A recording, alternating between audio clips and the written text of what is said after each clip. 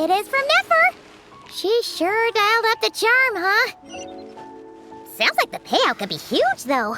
Let's head to the Curatorium and check it out!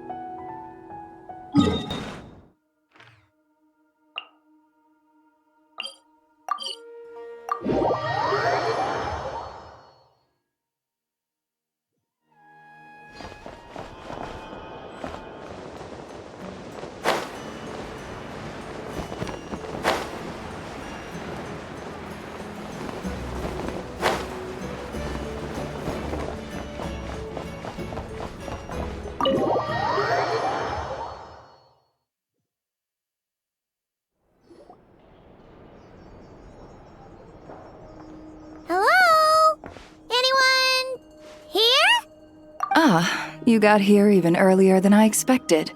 That should give us just enough time to go over some details before the opening ceremony. How about a cup of tea first? I'm sure it was a long trip.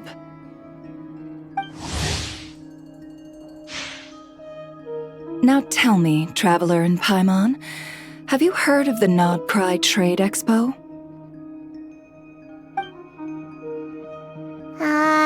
Nope. A long time ago, back before Nasha Town even had that name, this place was essentially one giant black market. With no administrative oversight, trade that was prohibited elsewhere was fair game here. So this place began to attract business from all over Teyvat. Over time, more and more people settled here, and what was once a black market became what is now Nasha Town. The spirit of free trade has been a local staple ever since. Hence, the Nodcry Trade Expo was born. So, is it like a business convention? In a sense. It's an annual tradition once the shipping routes open up. The expo offers a chance to trade without restrictions. In other words, it's the biggest legal black market in all of Teyvat. Yes, the Voynich Guild is organizing the event, and that comes with a lot of responsibilities. Normally I would let Yehoda handle most of the work, but this year, it might prove too much for her to manage on her own. Something tells me we'll have a lot of big names in attendance this time. Working with VIP clients takes someone with the right experience and connections. Hence why I think Yehoda might need a helping hand. Oh, so that's where the Traveler comes in. Exactly. I was hoping you could help her with participant coordination. I don't know if I'd put it quite like that. I'm just interested in playing to people's strengths. In addition, I think you'll find the compensation to be quite to your satisfaction. So, are you in? Good instincts. I do have one special request, as the one offering this commission. In principle, the Nodcry Trade Expo is a platform for commerce with no restrictions. That said, the guild does have one line that is not to be crossed. I'll need you to help make sure all participants are clear on this unspoken rule. As long as everyone complies, the expo should go off without a hitch. No violence at the expo. The guild has pledged to ensure the safety of all sellers and buyers in attendance. Violence? Whoa! That wasn't even on Paimon's radar!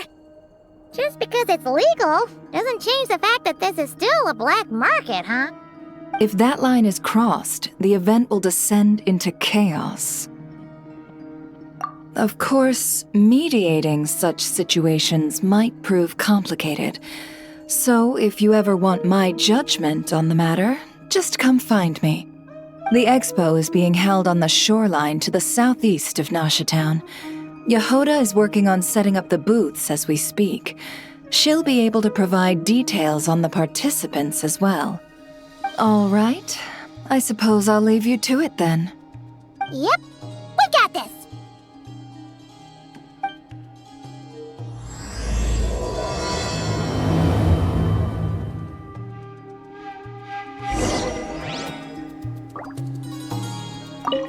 If you find yourself in a tricky situation, just come find me.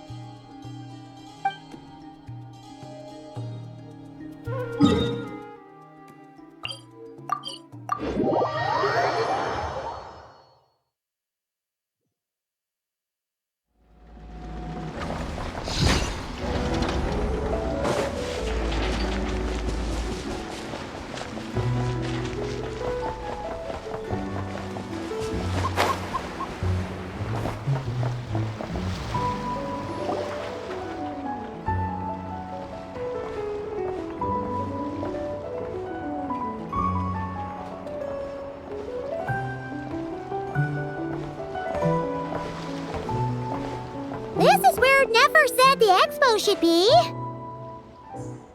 Let me think. Yeah! Let's go with this. We can't keep changing the setup. Where are the goods being stored? You still haven't told us. And what's the guild's cut on transactions this year? Sorry, one question at a time, please.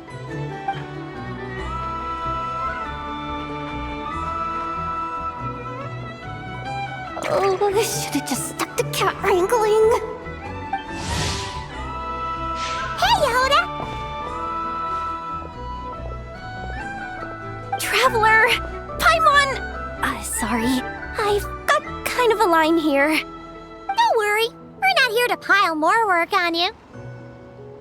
Really? Boss Neff, you absolute lifesaver! I'm seriously drowning over here. Oh, you two are doing me a huge favor. Never asked us to handle participant coordination. So, how can we help? Let me think. Oh, right. There are still 3 participants that haven't checked in. At least I think it was 3. Ugh, come on, Yehuda. Get a grip. I'm not forgetting anything. Am I? Looks like Yehuda's doing her freaking out face again. Sorry. There's just so much to keep track of. Let's start with the basics then. What does participant coordination involve? Exactly. It's things like registering all the participants, verifying their goods, showing them to their booths. Oh, and if any disputes break out between them, it's your job to mediate. Got it! We're still waiting on the sellers for these last 3 booths. One's reserved for Aino, but as for the other 2, they're both big deal clients from abroad. The kind of people we really don't want to offend, so be extra careful around them, okay? Hey, the Traveler's got this. What's the worst that could happen? You don't get it. One of them's the captain of some mercenary fleet sailing the high seas, and the other's a top dog in the criminal underworld. Getting on their bad sides, 100% a no-go. If something goes wrong, let's hope that's a big if, don't engage. Just tell him you work for Boss Neff. Alright. You have a bunch of work still, right? Leave the Merc Captain and Gangster Buzz to us. Oh, lifesavers, the both of you. Not cry hot dogs are on me later, I promise. And whatever else you want. Anyway, I'm guessing the 2 sellers I just mentioned are caught up with lodging or cargo. You should be able to find them at these addresses. I'd get over there pronto if I were you. People like that don't take well to be kept waiting. Oh, and tell Aino to bust a move, would you? The booth I'm saving for her is in a prime location. If she doesn't come claim it, the other participants are gonna start asking questions.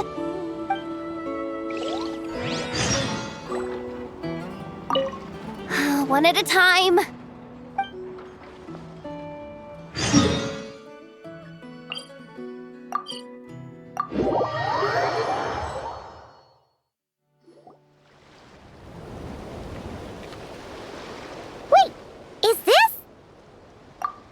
Actually, this is the second ship in our fleet. The Alcor's back home patrolling Guyun Stone Forest. Beidou! The infamous merc captain who sails the high seas! Yeah. We've met, remember? What's with all the pomp and circumstance? It's a long story. Well, no sense standing around. Take a seat, tell me all about it. I'll have my men roll out the welcome mat.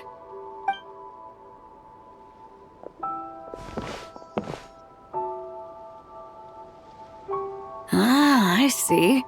So you know the head honcho of the Curatorium, huh? Your network of connections is something else, that's for sure. Right. We need a record of who's participating in the expo and what you're planning to trade. Well, mark down me and a few crew members as participants. The rest will stay on the ship. As for what we're trading, take a look.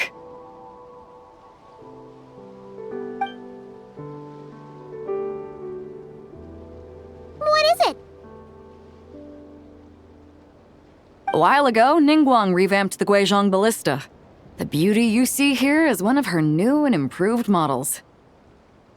It has insane firepower and comes complete with remote guidance for accurate striking even at long distances. I just know people are going to be fighting to get their hands on it. Are you sure you're allowed to sell stuff like this? Don't worry. Compared to the model the Milleleft's using, this one might as well be an antique. Never wasn't kidding when she said no restrictions, huh? Oh, I'm sure someone will bite. Buyers from all over Teyvat will be in attendance, after all. Yelan? Ah, sorry. I was so busy with the cargo, I forgot to mention that Yelan was aboard. No worries. You here for the expo too, Yelan? No, I'm just here for work. Captain Beidou was kind enough to lend me a ride, so no need to register me with the expo. Anyway, it's been a while, traveler. If you get the chance, be sure to pass along my regards to the head of the Curatorium. The sensitive kind. Sounds like our cue to stop asking questions, doesn't it? Well, I'll be off then. Once I'm done with this, drinks are on me. About time! I've been itching to see Nod cry from the bottom of a bottle. Alright, that's it for registration. Follow us, and we'll take you to the venue.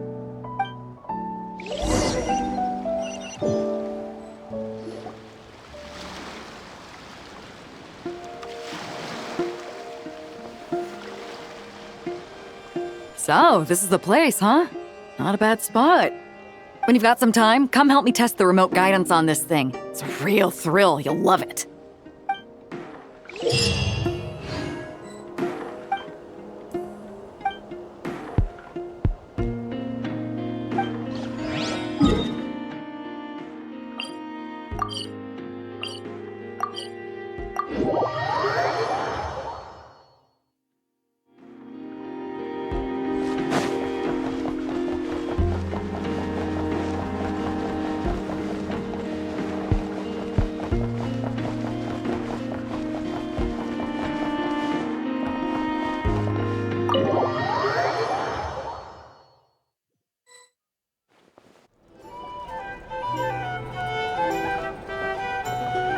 Flagship. Guess this participant decided to figure out lodging first. Partner, Paimon. Navia! It's been forever! You got that right. Representing the Spina di Rosula, of course. Top dog of the criminal underworld. Yeah, that checks out. Is that my new nickname? I'm not opposed. It's kind of snazzy. It's great that we found you. We're working a commission to help with participant registration right now. You know, goods verification, stuff like that. Oh, I see. Well, in that case, take a seat. I ordered a whole bunch of food. Clarand and Chevreuse went to unpack some things, but should be back in a sec. Oh, speak of the devil. Talking about us? Clarand! Chevreuse! You're here too! Nodcry is a chaotic and dangerous place. Considering the Spina's importance to Fontaine, the last thing we need is for something to happen to its president. I do find it nice to travel with friends, but come on, look who you're talking to. What's the worst that could happen? With that nonchalant attitude, it's anybody's guess. Fair enough. Guess you can mark down our champion duelist here as my bodyguard. Gang boss and her bodyguard. Got it! Should we mark you down for the expo too, Chevreuse? No need. I'm here on official business. A lot of our recent cases have had ties to Nodcry. And that's Paimon's cue to butt out. Oh, one more thing! What's the Spina planning to trade at the expo? Oh, this right here. It's one of the Fontaine Research Institute's newest inventions. It's a kind of relay system that allows the user to unleash Pneuma and Usia energy in battle. So it's a weapon? Of course. At a market with no legal oversight like this one, weapons are gonna be the first to go. Guess so. Still, bragging about not having to follow the law in front of Chevreuse feels wrong. I don't mind. I've read quite a bit about lawless territories and crime novels before. As a detective, I know that I'll need to put the rules aside for now if I want to get things done here. And on that note, I should get to work. I've got patrol members waiting on me. Well, ready to head over to the venue? Just follow us! All right, let's get this show on the road. I want to get a bit of shopping in as well.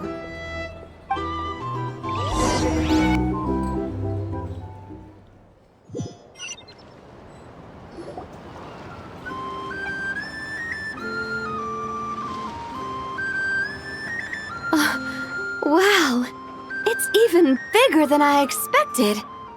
I'm hoping more people will show up, though. It'll get busier once things kick off. Still, looks like Yehoda needs a lot of help. Well, Clarand and I are all set up for now. Be sure to stop by our booth when you get a chance.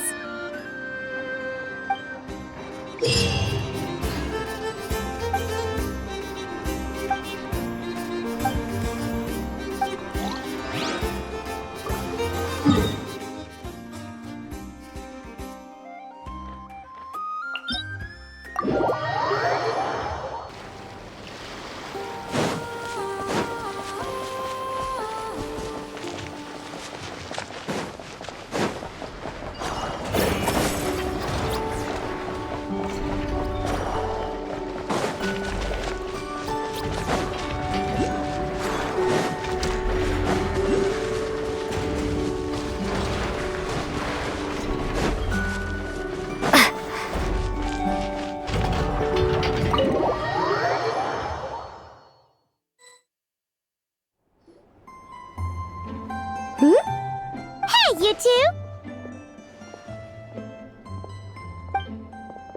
Traveler, Paimon, hello.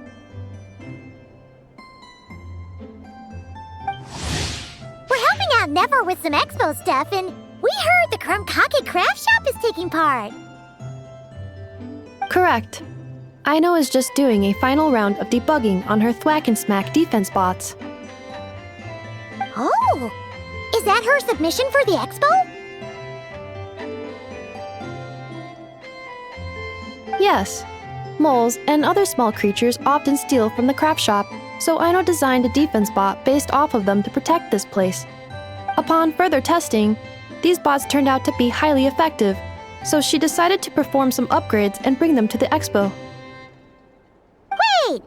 So Aino is actually gonna trade one of her bots? Not exactly. With the exception of a few special orders, Aino rarely sells her finished products. What she's trading at the expo is the blueprint, not the finished product. Oh! So, are you guys ready to head over then? Yehoda asked us to speed things along a bit. She's saving a super good spot for you, and she's worried people are gonna start asking questions. I told her I need to finish debugging first. There's no point in rushing or I'll have nothing to trade. Oh! Paimon's never seen Aino this serious before. The craft shop is experiencing a severe shortage of funds. Aino is hoping the expo will improve our financial situation, so she's being extra thorough. Where'd all the money go? Some kind of expensive research? Negative. It's our dessert funds that are lacking. We have had at least 47 cases where excess dessert purchases have led to a shortage of research funds. As such, I decided to split up our research and dessert budgets. Aino is forbidden from dipping into one to transfer to the other. And not too long ago, she cleaned out the entire dessert budget for this month. Alright, done. Thwack and whack defense bots, do me proud. Looks like we can head over now.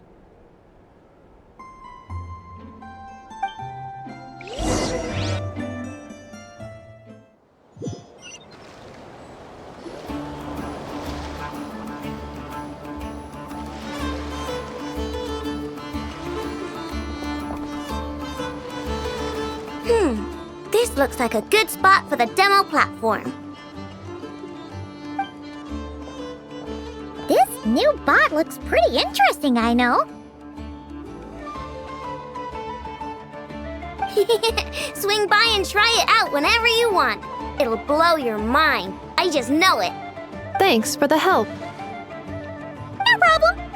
Oh, and for registration, is it just gonna be you two?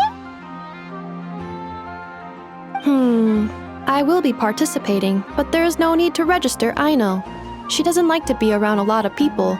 Once the expo starts, she'll head straight back to the craft shop. Oh, good point. The 3 participants that Yehoda mentioned are all set now. Let's go give her an update.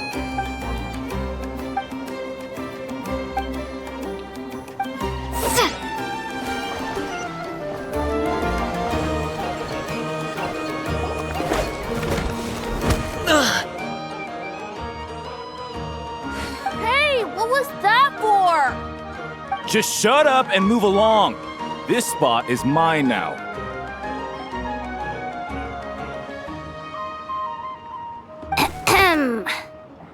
It's the lady in charge. We were just setting up our booth and he's trying to take it from us. A troublemaker, huh? The expo announcement spells it out clear as day. All forms of violence are strictly prohibited. Read it and weep, Buster. I've been wanting to talk tough like that for ages. Should be enough to scare off a punk like him, no problem. It's not like I wanted to hit anyone. It's just not fair. What's that supposed to mean? We all know the black market stuff is in the highest demand here. So how did these twerps get a spot selling these stupid toys? I did some digging, and guess what? Turns out these brats have connections in the Voynich Guild. Obviously, someone pulled a few strings to get them here. But me, I miss one stupid deadline, and that's when the rules start to matter? Give me a break. Hey, we earned our place, fair and square. As if. So, you're slinging out the easy targets, huh? That might work for you on the outside, but not here and not under my watch. These kids earned the right to be here, same as everyone else. Don't believe me? Take it up with the guild. We'll see who comes out on top.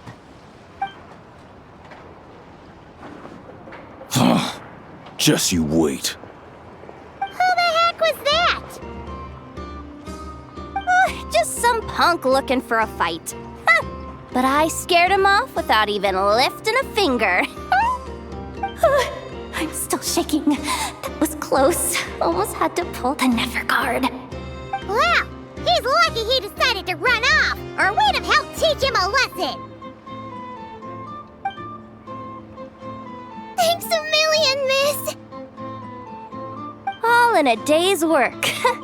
Anyway, knew I remembered you guys. Your guardian works for the guild, right? Was it again? Auntie! Are you alright? I'm fine. Just got a little scrape when he pushed me. I got caught up with something. I should have been here. I'm sorry. Right! Ashvapati! The one man in the guild who wouldn't know profit if it hit him in the face. You get a spot in the most lucrative market in the world, and you're letting the kids use it to sell toys. And no one else would even entertain that idea. Well, the purpose of the expo is free trade, right? There's no rule that participants have to sell weapons. No, but most people know what's gonna make real dough. Unlike a certain someone. Ati, Neb, Rhea, head back to the booth. If anything else comes up, you call for me, okay? Don't be reckless. Okay, got it. Yeah. You two know your stuff. Wait, what? Then why not make them look the part? They'll sell tons better that way. If you were to leave your kids a gift, would you choose a toy or a weapon? Well... In any case, I'm not looking to make it big. I applied for the expo because the kids thought it would be fun. All I care about is them having a good time. Fair enough. You're still gonna be busy with guild business though, right? Just a heads up. This might not be the safest place to leave the kids unattended. I understand. A lot of children suffer because their parents are too consumed with work. It's unavoidable sometimes. But I want them to have better. You know what? Don't even sweat it. I'll look out for them. What the heck are you doing, Yehoda? Really? That would be amazing. What do you say to Miss Yehoda, you three? Thank you, Miss Yehoda.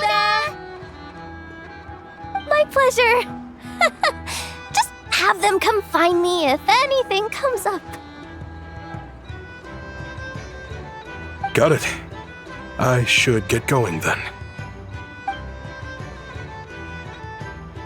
Wow. Way to step up, Yehoda. I'm just looking out for some kids. How hard could it be? Then again, I bet I'll be swamped with disputes to settle once this thing gets rolling for real. Relax, we'll help you out. Oh, also, we registered the last 3 participants. So, the expo can start now, right? Wow, already? In that case, let me go get things ready for the grand opening. Talk to you later.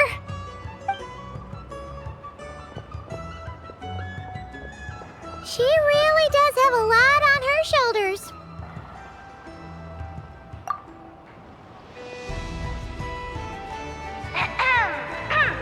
Attention, everyone! Participant registration is now complete. On behalf of the Voynich Guild, I am pleased to announce that the Nod-Cry Trade Expo is open for business.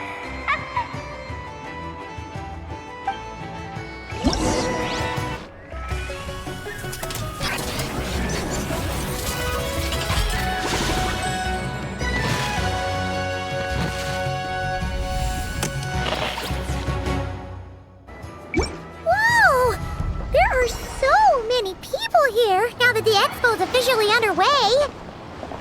Should we take a look around? Or maybe check in on our friends first?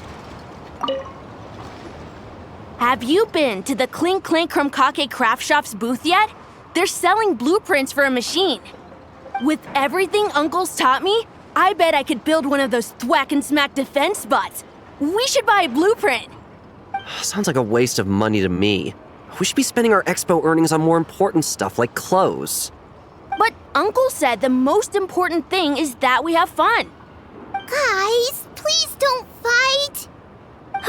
I hate to break it to you, but I'm afraid no one really comes to this expo looking to buy toys. If you make any more here, it won't be nearly enough to buy yourselves a blueprint. I doubt it'll even cover your new clothes. Oh, hi, Yehuda. Hi, Traveler. I came here to make sure you kids stay safe, so listen carefully. If you want to look around the expo, that's fine, but you need to be extremely careful when talking to any strangers, okay? A lot of crazy people show up to this expo, both sellers and buyers. You don't know what they might be capable of. So if anything happens, don't try to deal with it yourselves. Call for me right away. You got that? Yehuda's really serious about looking out for these kids. Well, it's kinda my job. I'm supposed to be the one in charge.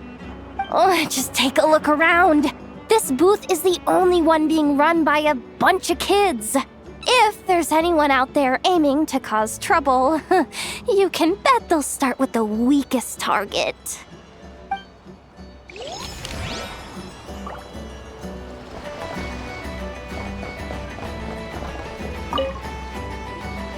Uh-oh, it's Lord Songima Bay! Oh, I wonder what we're in for this time.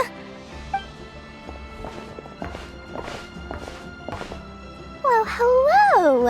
Is that the Traveler and our dearest Miss Expo Manager Yehuda? You're in luck. I'm offering a whole host of Expo-exclusive discounts. Don't miss out. Paimon's not remotely surprised to see Dory here. This event's practically made for her.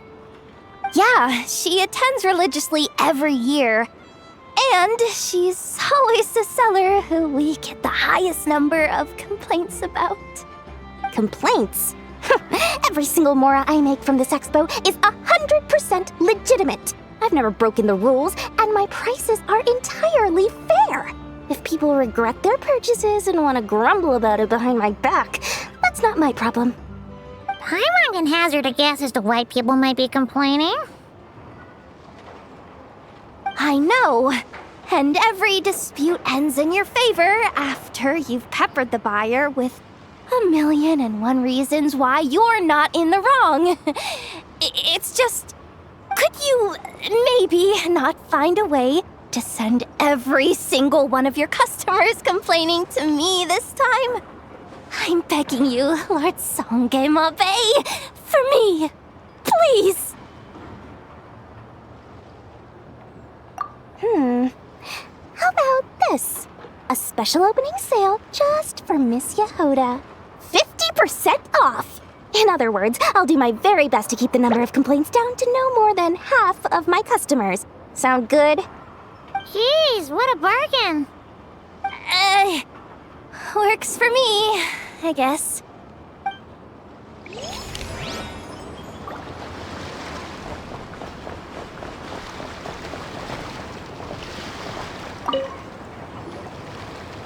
This exhibitor's demands are ridiculous. What's wrong? This exhibitor is apparently selling some rare Natlanese artifacts. And he's making some extremely unrealistic demands about how he wants them stored. I know the contract says that we're responsible for storage, but I'm sorry. It's unreasonable to expect us to meet these requirements. Unreasonable? These are rare and very fragile historical relics we're talking about. You can't just throw them into a warehouse, okay? They have to be handled with care. Tumaini? Yep, that's Tumaini, all right. So, what exactly do you need? Well, I suppose I can use the assigned warehouse if I really have to. Just don't tell Granny Eatsley about this, please. Whatever Tumaini means, it seems like it carries even more weight than name-dropping Boss Neff.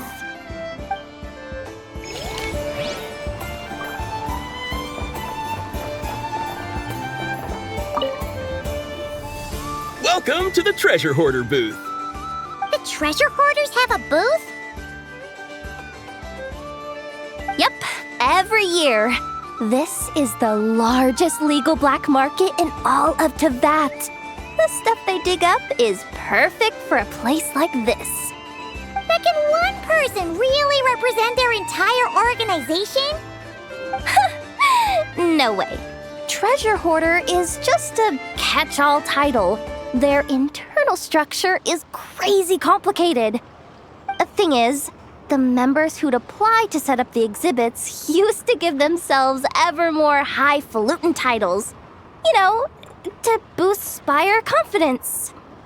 Over time, it became an unwritten rule that each expo can only have one treasure hoarder booth. The different factions usually duke it out beforehand for the right to take part. To be honest, I see myself as a member of the Fruity Order first, and a treasure hoarder second.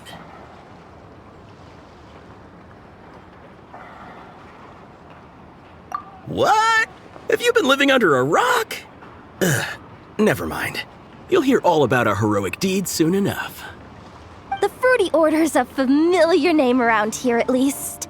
They've been winning the Treasure Hoarder Expo rights for a few years now. Although, this guy's a new face.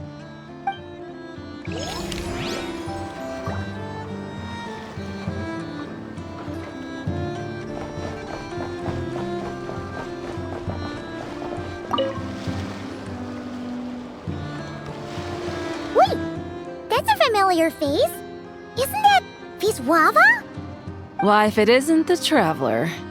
Knew there'd be some big names here. Let's get the official business over with first. Unfortunately, you're the first seller at the expo to receive a complaint. We've received word that the muskets you're selling are a few shots away from turning into scrap. Well, yeah. It's written here plain as day.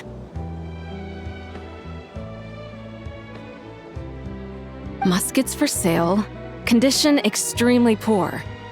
The internal grooves have been worn away and the ammo might be damp. Best practice is to pray that it doesn't explode before each use. Wait, so you weren't speaking in code to cover your tracks? Code? Yeah, sometimes people bring stuff that needs to be kept on the down low, so they dress it up as junk beforehand. Happens on the black market all the time. You're overthinking things here.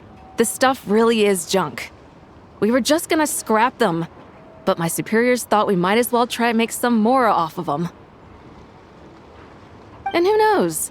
If the prayers are answered and the gun ends up firing a few times, the buyer hasn't totally wasted their money, have they? Guess not.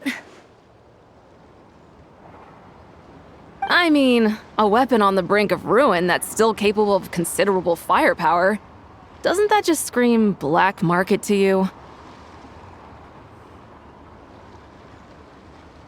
Yeah, but who would buy something like this?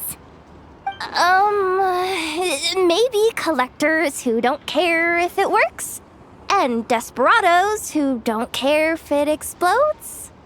Fair enough.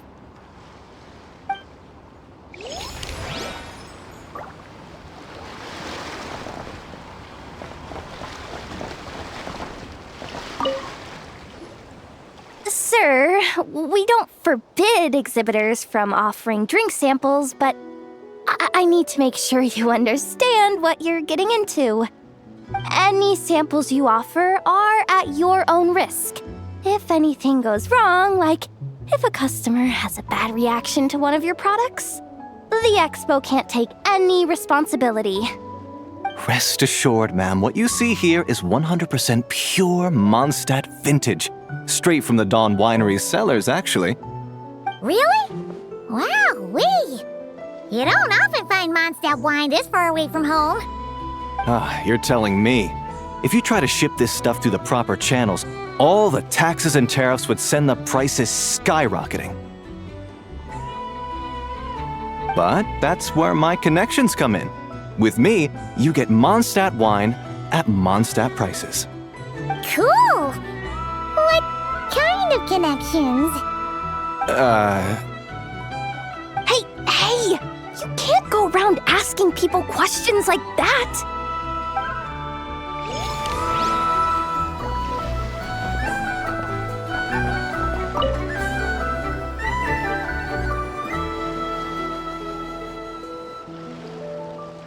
Hey, look! It's our old pal Lieben. Oh, it's you two! Been a while, hasn't it? Wait, you know this guy too? Okay, I'm slowly starting to get why Boss Neff asked you to help me out. Ah, you must be the expo manager. Was there something you needed from me? Nope, just checking in. You're just selling a few ordinary items, is that right? Mm-hmm, that's right. Okay. I mean, we've got people selling toys this year, so why not? You seem confused. In the right environment, ordinary items don't have to fetch an ordinary price, you know?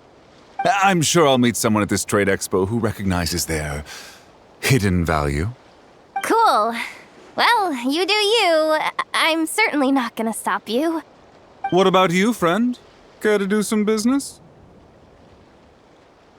Well, to be honest, I spent most of the ones in my inventory to purchase this batch of goods. The ones you see here are just for decoration.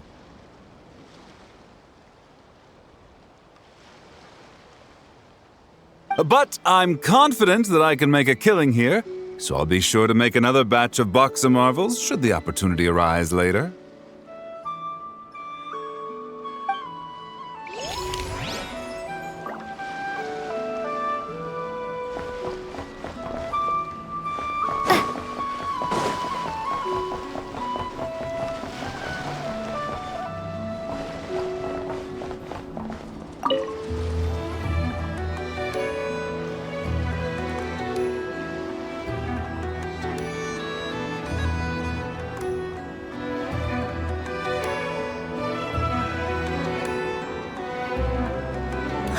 It's her! The boss of the Spina di Rosula! Huh? Uh-oh, things are about to kick off. What are you worried about, Yehuda? Shh! Don't you see him over there? Parasol Lady's the head honcho of the Fontanian underworld. Rumor is she pulled the crumbling organization back together and avenged her father with her own hands. Oh, we don't want to get on her bad side. An eye patch over there is a merc captain from Liyue. She has a fleet of her own that sails the seas. Most people know to steer clear. I was worried this expo might not be big enough for the two of them, if you catch my drift. So I kept their booths far apart. Looks like they wound up meeting in the end, though. You don't think they're butting heads already, do you? What am I gonna do? Hey guys, what's up? Oh, hey there, partner in Paimon. Partner?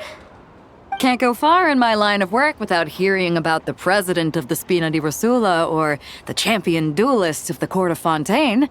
Thought I'd make some friends since the opportunity's presenting itself.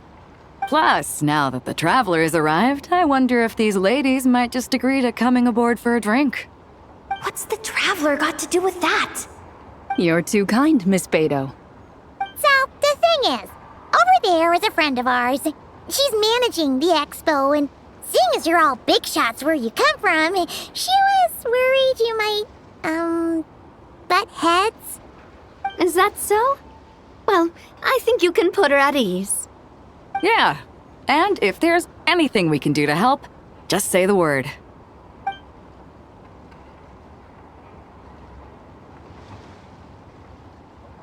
Well, there you have it. Nothing to worry about.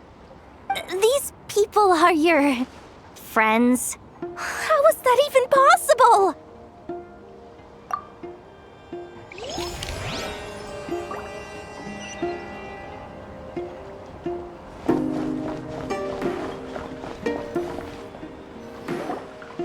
Wonder Beto, Navia, and Inef's goods are selling. Let's go check!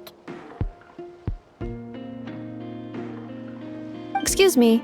According to the expo announcement, you are in charge of mediating disputes between participants, correct?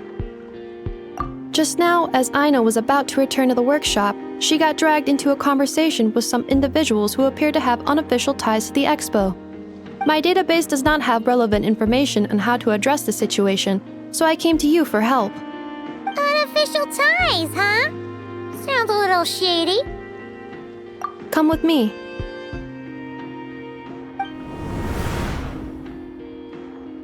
A device that uses Numa and Ducia energies in battle. With that kind of tech, a bandit group could rob a caravan without even showing their faces. And what about this thing? Remote guidance? Precision bombing at long distance? If a group of thugs got their hands on it, their enemies might as well surrender on the spot. The Fontaine Research Institute made the right call going through the Spina di Rosula rather than selling it themselves. The same is true for the Ministry of Civil Affairs, I'm sure. A Merc captain who spends most of her time at sea is far less conspicuous. Huh? What about this girl? She seems to be trading in military-grade weapons as well. The Clink Clank Krumkake craft shop does take on a lot of orders for dangerous creations, but I think in this case... I'm overthinking it? I think so. Yelan? Chevrolet? What are you doing here? Traveler? Paimon? How did you find this place? Although this location is indeed rather secluded, Aino has equipped me with a special sensor module. With it, I was able to detect that you had pulled her aside for questioning. The rumors are true then. She's quite the little engineer. Can you tell me what this is about already? Apologies, but it's a matter of utmost importance, so I had to be sure. After our conversation, however, I can confirm that Aino is not involved in this case. Traveler, could you help us clear up this misunderstanding? Understood.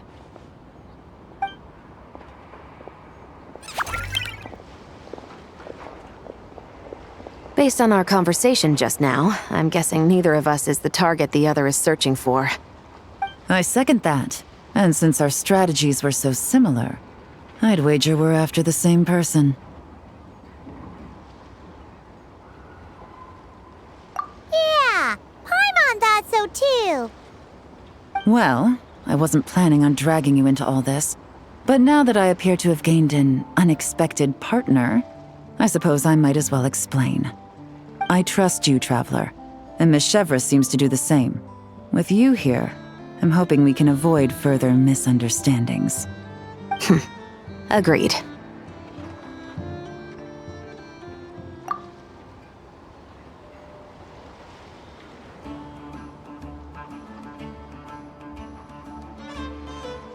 Miss Chevrolet and I seem to be here in Nodcry to reel in the same fish. That's right. And the product we brought to trade is the bait. Of course, if I worked in the booth, it might tip people off, so that's where Navia comes in. I assume it's the same situation with Captain Beto? So, does that mean your target is gonna be at the expo? Yes, there's a good chance it's one of the buyers. But, what about Nefer's golden rule? What? No. I've done some digging into the head of the Curatorium and where she stands. We can't let her know what we're doing. Well... I wouldn't be surprised if she got the Traveler involved because she anticipated this from the start. If the Traveler has someone to answer to, then we should go. Fine.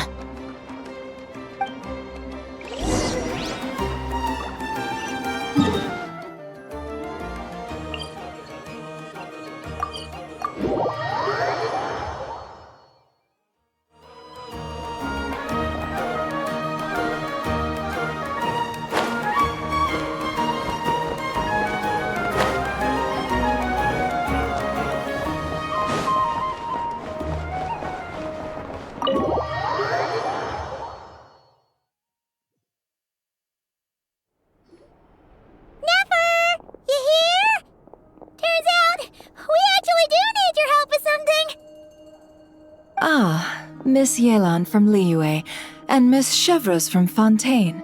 It's quite the honor. Forgive me for not greeting you sooner. So you knew we were coming all along? Anticipating your arrival is one thing. Getting you to come talk to me is another.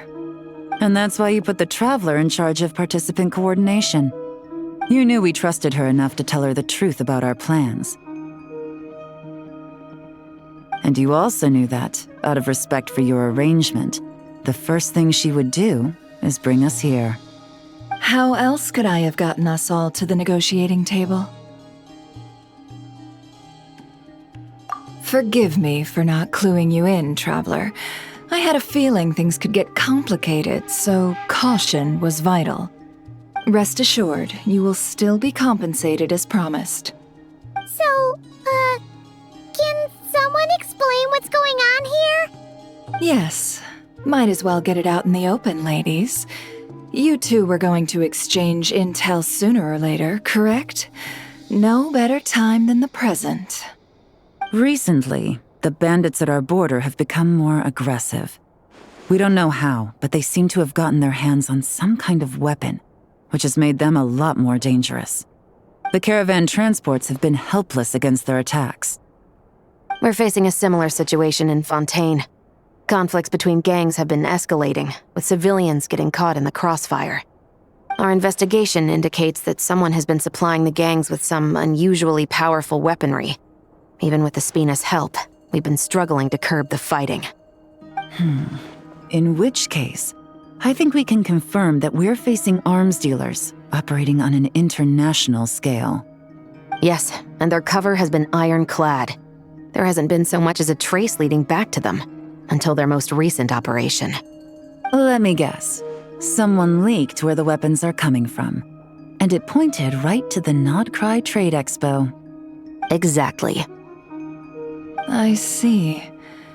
Well, weapons tend to be a hot commodity in a market with no restrictions.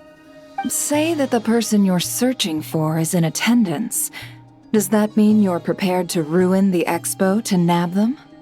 I won't lie to you. Catching this person is my top priority. How about this? In the spirit of being a good host, you give us a bit of leeway to do what's necessary. And in return, we won't do anything to undermine the expo. All deals made at the expo are protected, including those that would be illegal elsewhere. It's the entire purpose of an event like this. The Voynich Guild gets a cut from both the seller and the buyer, so we have a duty to uphold that principle. I can't just let a customer get scooped up by the authorities while everyone watches. You said this was a negotiation, but you don't seem prepared to compromise. Let's think about this. Maybe there's another way? Only deals made through the expo are protected, correct? Oh? Theoretically speaking, were any deals to take place outside of the expo's scope, I would have no right to interfere. Good. Then we can promise that the rules will be followed. I want insurance, then. To hold you to your word, the Traveler must be part of all operations related to the investigation. We have a deal. Then you have my thanks in advance. Looks like negotiations are a success! It's the best outcome I could have asked for. I appreciate the help, Traveler.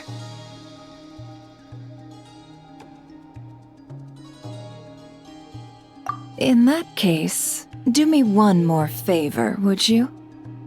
When this is all over, I want to hear the real story behind everything that goes down.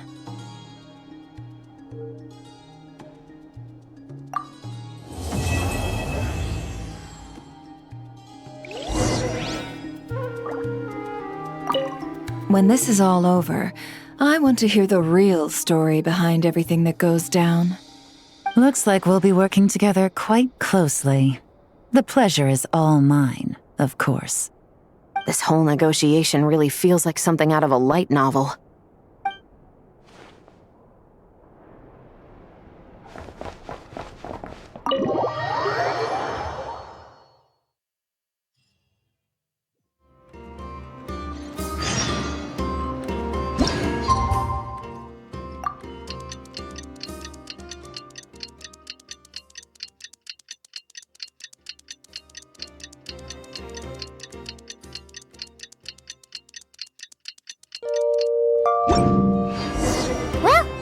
been 2 days. Wonder how the investigation's going. Let's go check in with Yelan and Chevres.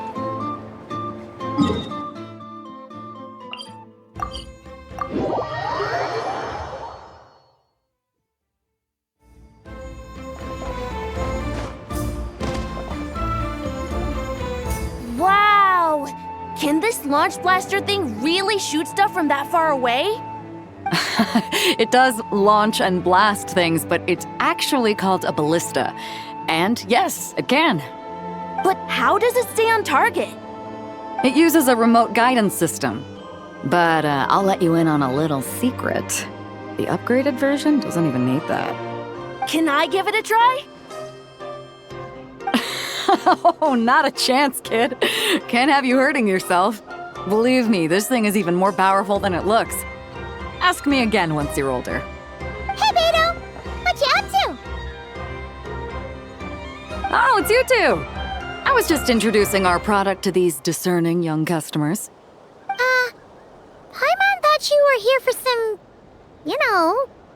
fishing? Wait, are these 3? What? No, of course not. The kids were just curious, that's all. I'm sorry. Are these 3 preventing you from doing business? Let me get them out of your hair. Come on, time to go. Oh, do we have to? Don't sweat it. They were just curious. I'm happy to tell them more about it. No, we've taken up enough of your time already. Neb, don't bother people when they're trying to work, okay? Okay. It was no bother, I swear. In fact, once the expo is over, come find me on my ship, and I'll let you see the ballista in action. How does that sound? How much would it cost? Not a single mora. Really? It's a promise then, miss.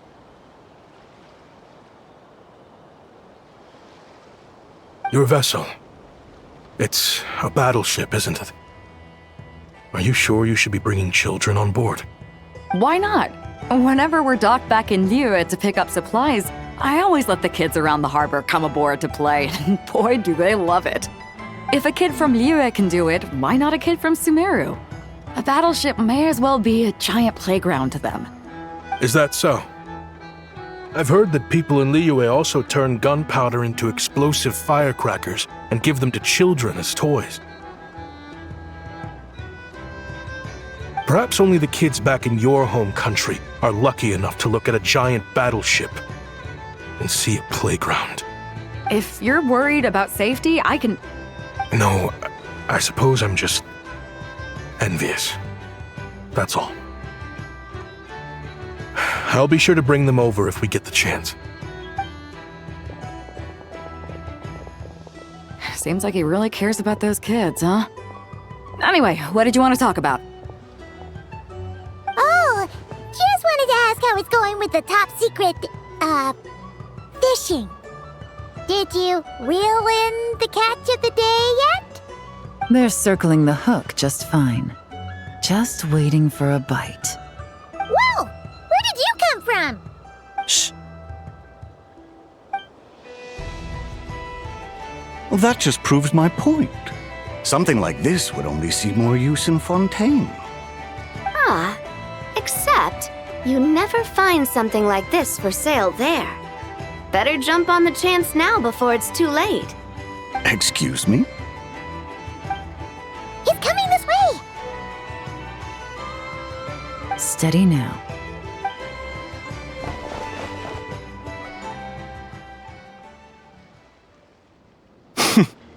That's mighty expensive.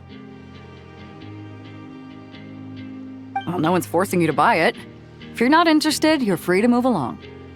What? Come on, there's no rule saying we can't haggle. The Voynich Guild gets a cut of whatever I sell.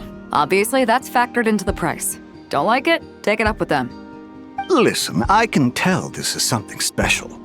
If you're willing to go a bit lower, I'm prepared to cut a huge deal. I know it's something special, so I plan on getting paid what it's worth. Perhaps there's a way we can both get what we want then. What are you implying? Well, Nod Cry's a big place. Surely this expo isn't the only place we can cut a deal. Oh? What would you say to working this out someplace else? Somewhere the guild can't get a cut? That means no guild protection either. What will I do if you run off without paying? Considering the giant sword you've got handy, if anyone's getting robbed, it'd be me, don't you think? Point is, we're both going out on a limb here.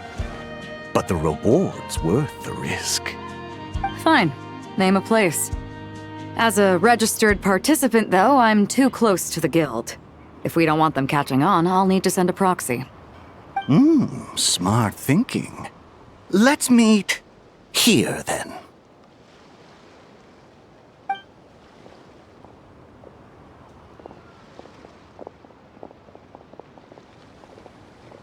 Good. He took the bait. Let's go elsewhere to discuss our next move.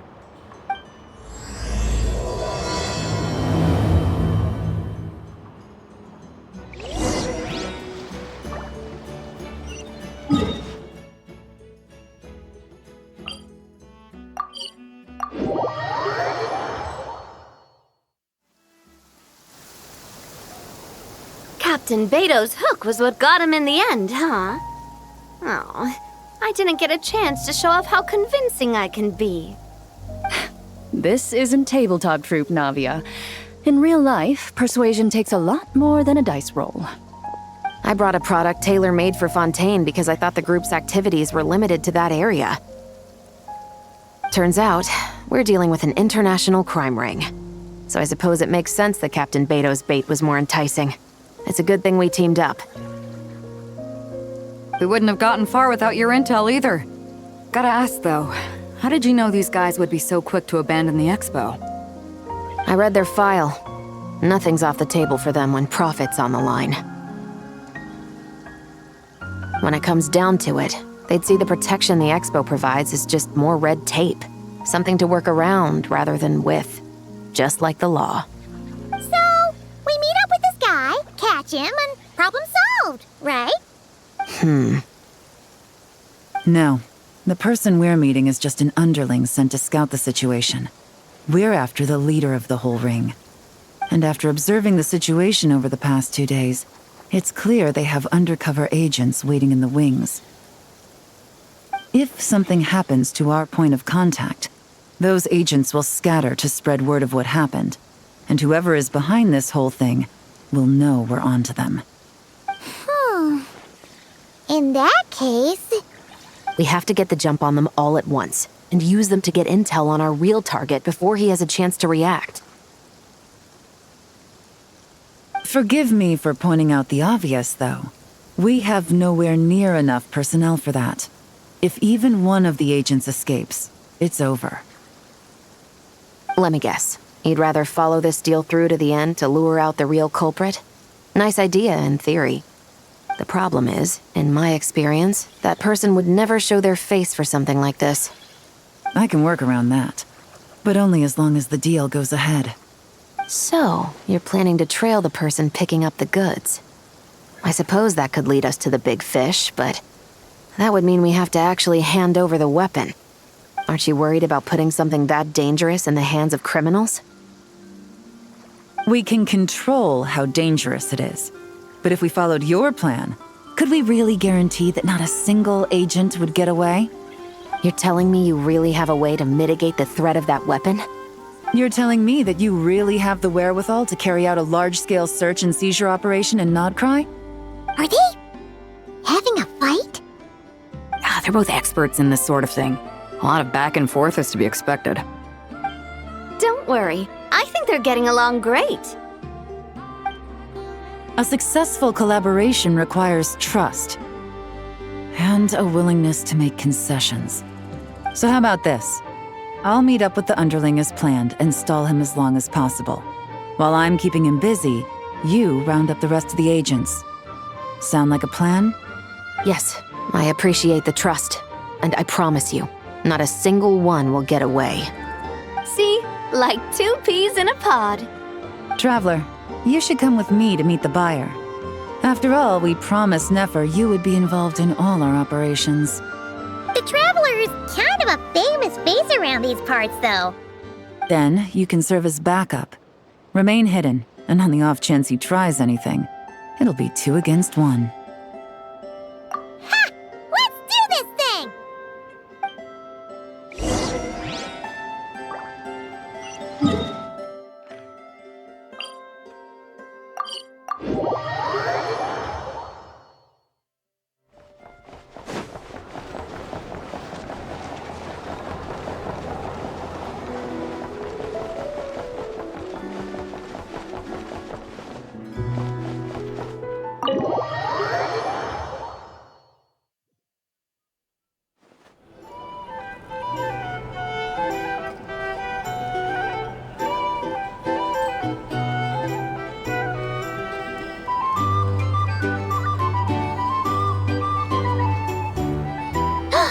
There he is!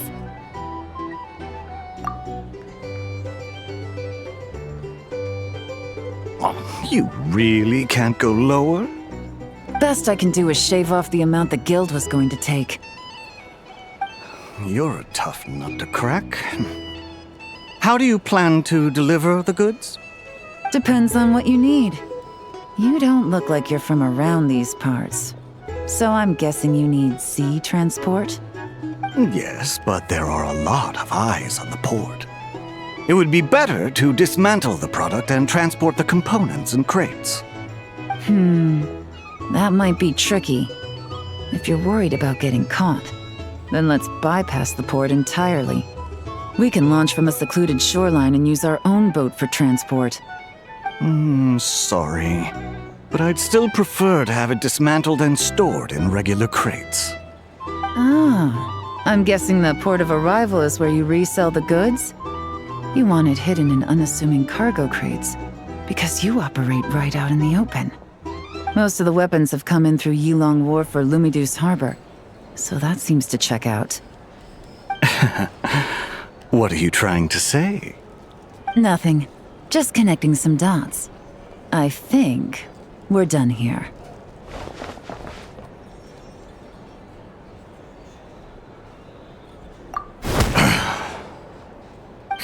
Take that! Out of the way! It's one of the undercover agents! He's making a break for it! The captain of the Special Patrol will take it from here.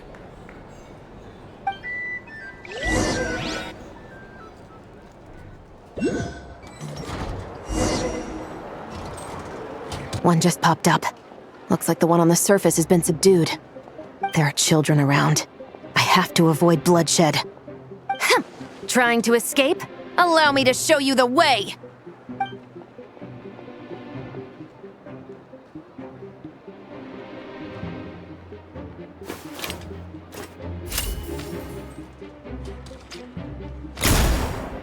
Nope, not this way.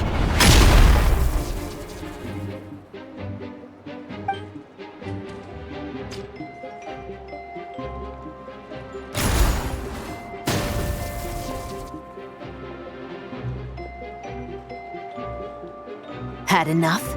Then turn around!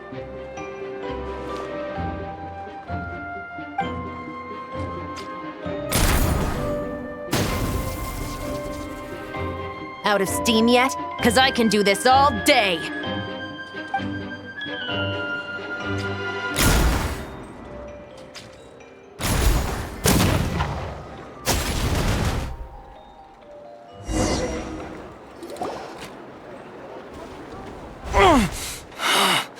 My leg!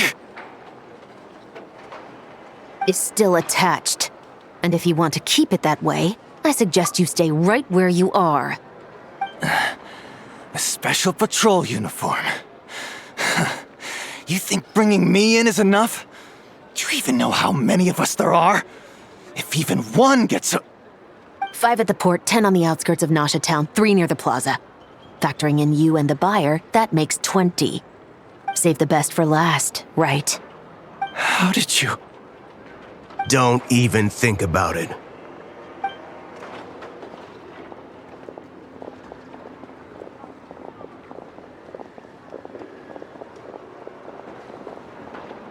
Well done, everyone. We appreciate the assist. The boss sends her thanks.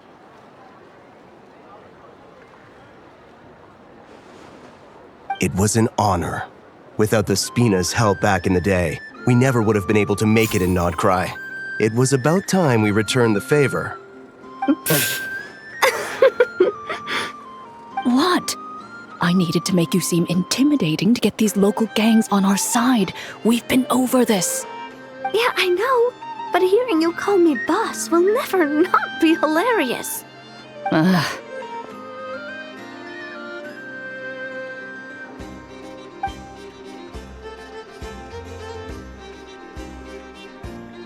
Wow! Navia is something else!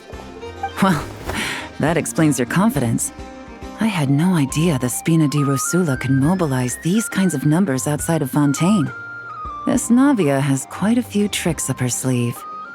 No trade expo rules were broken either. Even if Nefer saw it all unfold herself, we still wouldn't need to explain a thing. Except for the guild's broken signboard, I would imagine. It was an unavoidable sacrifice. At any rate, I suppose the next step is to get these birds to sing. Should be an easy job. The Maison Gardiennage has a reputation for highly effective interrogation tactics. And if that doesn't work, I've heard that spies from Liyue have their ways of making people talk as well. Yes, that means the operation was a success, right? So far. Once we get someone to reveal who the mastermind behind all this is, that's when the real work begins. I'm sure that person is in hiding somewhere far removed from the expo. But as far as our deal with the Curatorium goes, I think that's a wrap. Shouldn't we update Nefer then? First, we need to figure out what we can learn from these agents. We'll be in touch once we have the information. Then we can head to the Curatorium together.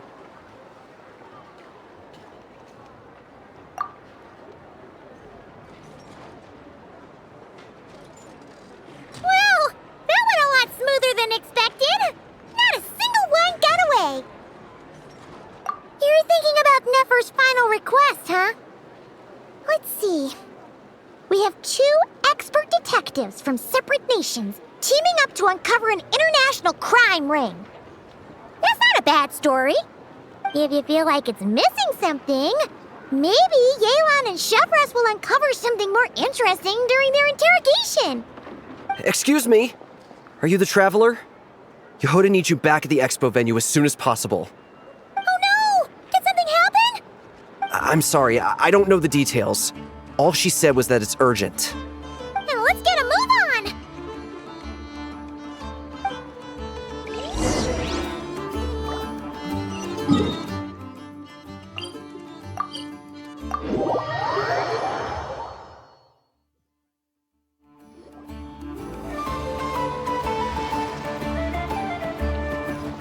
Either I throw the guild under the bus, or I get on the bad side of a terrifying merc captain. Oh, could this get any worse? Get it together, Yehoda. Focus on the hot dog you're gonna treat yourself to after today is over. One thing at a time. All right. You've got this. Let's try not to get too worked up, all right? Don't worry, we'll get to the bottom of this. I swear. What happened? You're here. Please, you've got to help me, Traveler. A theft at the expo is gonna ruin the guild's reputation. A theft? How did that happen? You're asking me. The guild has people keeping watch over the storage area for this exact reason. And it just had to happen to one of the scariest people here. Beto? Wait, that means... The guild asked us to keep our goods stored on the designated shelves. I had a few prototypes that I was using for demonstration, which I had stored there.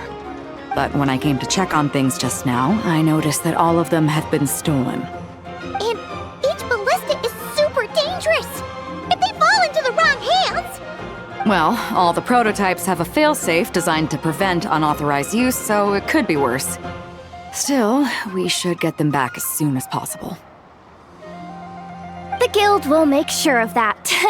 If you could just keep this between us for now, we would be super appreciative.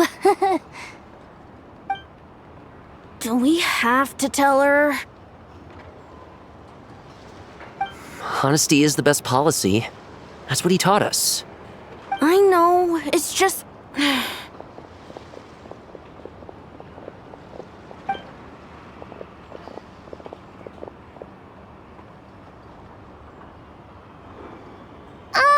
Miss Yehuda. What are you three doing here? There's something you want to tell me, isn't there? Well, Neb's been obsessed with the ballistas ever since we got here. That's why Uncle Ashvapati told us to come see your booth. It seemed like he was interested in them too, because he even told us what parameters to ask about. Ever since this morning, we haven't been able to reach him. We wanted to ask Miss Yehuda for help, but then we heard about the ballistas being stolen. And? I don't think Uncle Ashvapati would do something like that, but... Ashvapati works for the guild.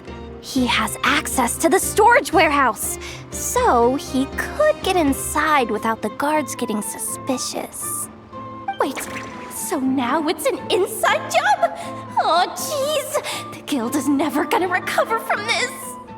He made those toys the kids were selling, right? They don't look like much on the outside, but I bet they're hiding some serious tech. If he's a tech guy, those fail-safes I mentioned might not have our backs after all. So, this just went from bad to worse. Uh-oh. Could be. I mean, let's put it this way. There aren't a whole lot of people that could manage to stay off Yelan's radar. Why don't you take these kids to the Curatorium and see what you can learn? I've got things covered here. Got it! Hold up. We can't hold these kids responsible, though. Right? No, of course not, but... how do we explain this? You want to look out for these kids, don't you? I promised I would. Besides, they're innocent in all this. Good, because I'm looking out for them too. That's why I want to find their uncle as soon as possible. No matter what he did or didn't do, it's worse for them if he's missing. I guess we're on the same page then. Take these kids to the Curatorium. I'll update Yelan and tell her to meet you there. Will do!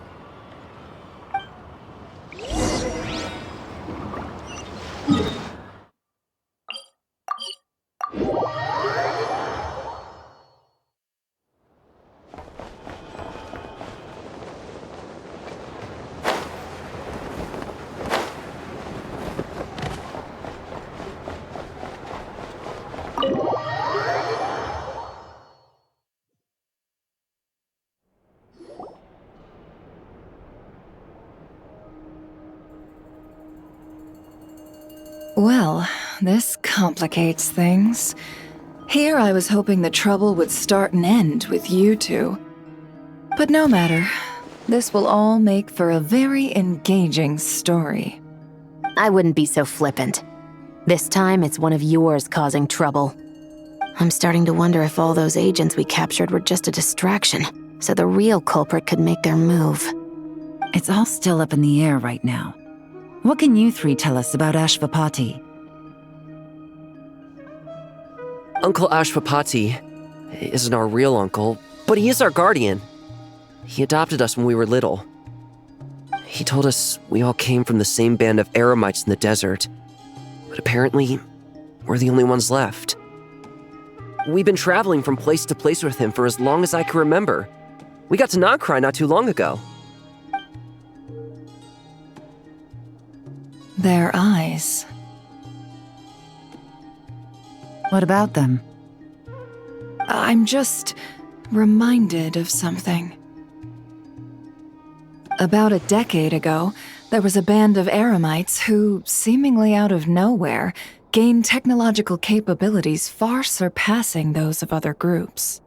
Leveraging that advantage, they built a number of highly advanced weapons and sold them to the highest bidder.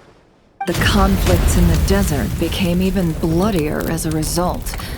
While the other groups were tearing each other to shreds, these newly minted arms traders stood by and reaped the spoils. But before long, their own weapons were turned against them. And as the flames of conflict engulfed the desert, the group met their end. None of the weapons survived, and so in the wake of that destruction, the status quo of the desert was restored. That's terrible. In the desert, it's kill or be killed. People will stop at nothing to gain the upper hand. If this happened in Fontaine or Liyue, I'm sure the perpetrators would have been prosecuted to the full extent of the law. But in the desert, no one bats an eye. From what they've told us, sounds like these kids are orphans from that particular band of eremites. Which means their guardian is likely one of the few survivors as well. Sounds like it. No! Uncle Ashwapati would never do something like that! No matter what happened back then, I know one thing for sure. Uncle Ashwapati hates weapons. Sure, he's good at building things, but all he does is make toys for us to play with. He can't be the kind of person you're making him out to be. Or... I'm sorry. All we can do is act upon the facts. So, what's our next move? From our interrogations, we've learned that in 2 days, the person behind all this has a meeting planned to collect the goods. If all goes well, we can head to the pickup point and ambush them. But if Ashwapati is part of this and the leader learns what happened, there's no chance he risks himself for his agents. So, that meeting might as well be moot. Then let's focus our efforts on Ashwapati for now. If we find him, he might just lead us to our culprit. If he stole the prototypes, there's bound to be a trail. I'm confident I can track him down. I just need some time. What can I do to help? I work best in the shadows. The more people involved, the harder it is to operate. As soon as I've got a location, though, he's all yours. You let me handle the search, and I'll let the special patrol handle the seizure. That does sound like the most feasible plan. I'll be waiting for the good news. Seizure? Hey! Don't worry too much right now. The most important thing is that we find your uncle. The rest can wait. Okay. Looks like I'll need to enlist your services for a bit longer, traveler.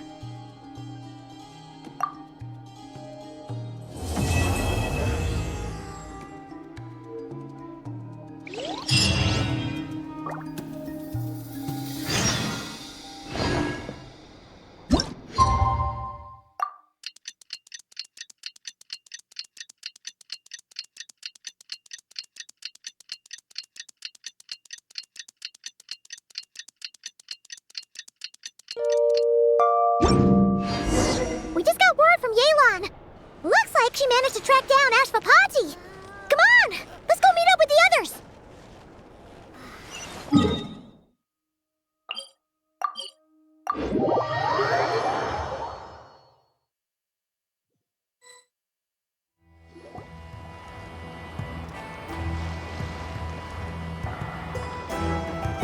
Took me a bit longer than I expected, but I found where he's hiding. Let me just be sure of one thing. We're dealing with someone who has extremely dangerous weaponry in his hands. If it comes to it, are you prepared to handle the worst-case scenario? Absolutely. You just need to trust us, just like we trusted you earlier.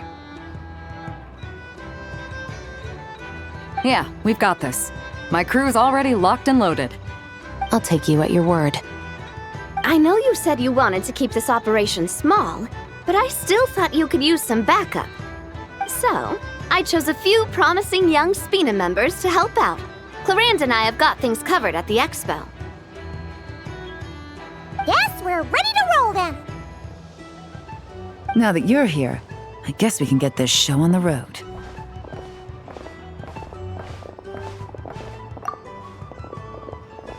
Wait!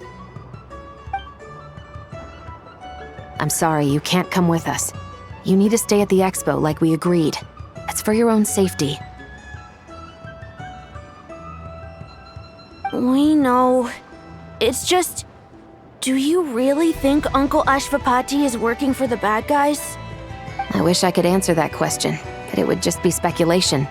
And I work based off evidence. He's been gone for 2 days now, and he just left us here. He's never done that before. Maybe he really is working for those people and was afraid of getting caught. But if that's true, then that means he must have been involved in making and selling weapons in the past too. Wouldn't that make him a bad person? That's not for us to say. Take a look around the expo. There are plenty of other people making and selling weapons. Doesn't mean they're necessarily all bad people. Really? The same is true for your uncle. Whatever he may have done in the past, the real question we need to ask is why. There's a lot we need to know before we can judge a person. In Fontaine, we have a long and complicated process in place just to make sure we get the right answer to that question. Yeah. Why would Uncle Ashvapati do something like that? How about this? I'll make sure that Miss Chevras and Miss Yelan promise to bring your uncle back safe and sound. Then you can ask him yourselves. Thanks, miss.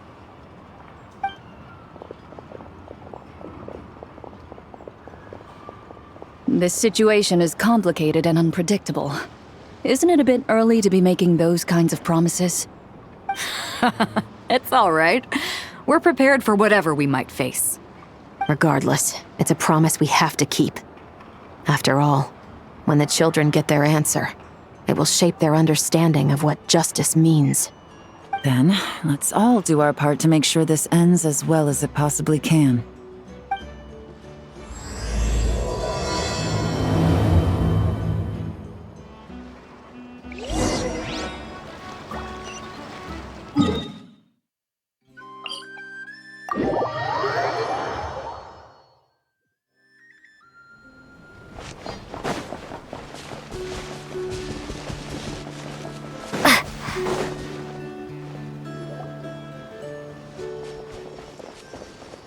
Stop right there! Where is he? We missed him. Looks like he left behind plenty of evidence, though. Search the area. Let's see if we can find a lead.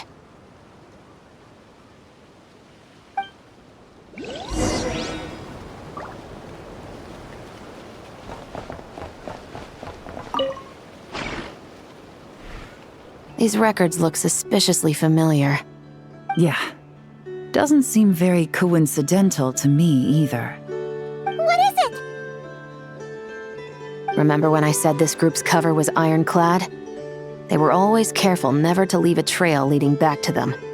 The one time they slipped up, it broke the case wide open. We found a cargo manifest left behind at the scene. That's the clue that led us to Nodcry. It was a similar story on our end. And now that same manifest shows up here, among the records left behind by Ashvapati. So, he's the guy that slipped up back then? Unless it wasn't a slip-up at all. How does the same clue get left behind at two separate scenes and picked up by two separate law enforcement agencies? Thinking back on it now, it doesn't seem quite so accidental after all. No. Almost like he led us here on purpose. But for what reason?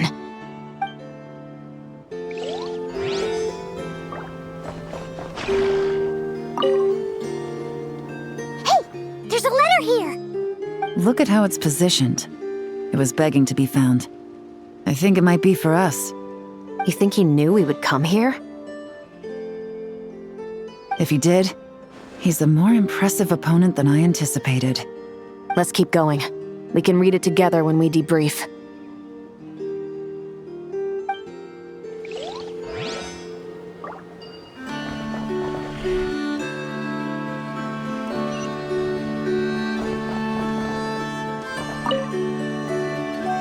Wait! Is this what Paimon thinks it is? It's the display model that goes with the prototype. Guess that does make him our thief. What's worse is that, with his technical background, I bet he managed to bypass the security features on the prototype. You're saying our guy has a battle-ready ballista in his possession, just waiting to be unleashed? Oh, this isn't looking good. Something isn't adding up. All the evidence suggests that he was here alone. Which begs the question, why would he unlock the ballista's features before even meeting up with his boss? That's a question for another time. We need to focus on where he's going next. This situation seems more complicated than we imagined. It looks like Ashvapati does have a connection to our criminal gang, but it might not be what we thought at first. You don't think he's working for them? Unlikely. He lured us to Nodcry, prepared those weapons on his own, deliberately put us on his trail. This is looking more and more like the work of an independent actor. Well, if we want to get to the bottom of this, he's still our best lead. That would seem to be our last remaining clue. Let's do it.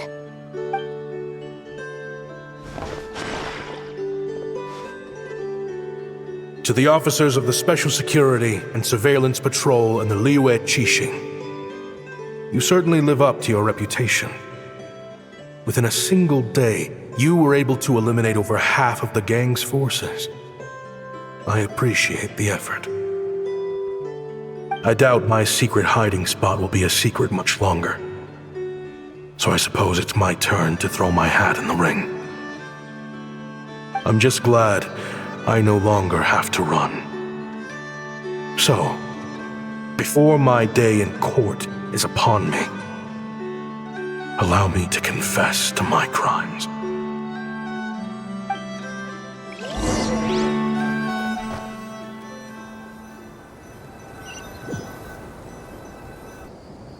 It all started with a Kashara War researcher, expelled from the academia for violating a taboo.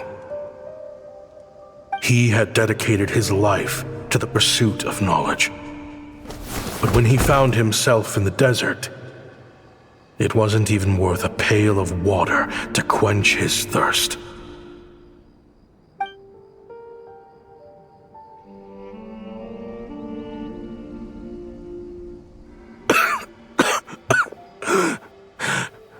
Could you spare some water? I'm a Kashara War researcher. If you need something, I could. Researchers like you are a dime a dozen. Smart as a whip until you find yourself in the desert. Then, you're lucky to survive the night. Are you mocking me? No, son. Just still trying to figure out why I've got such a soft spot for strays like you. Here, give me your canteen.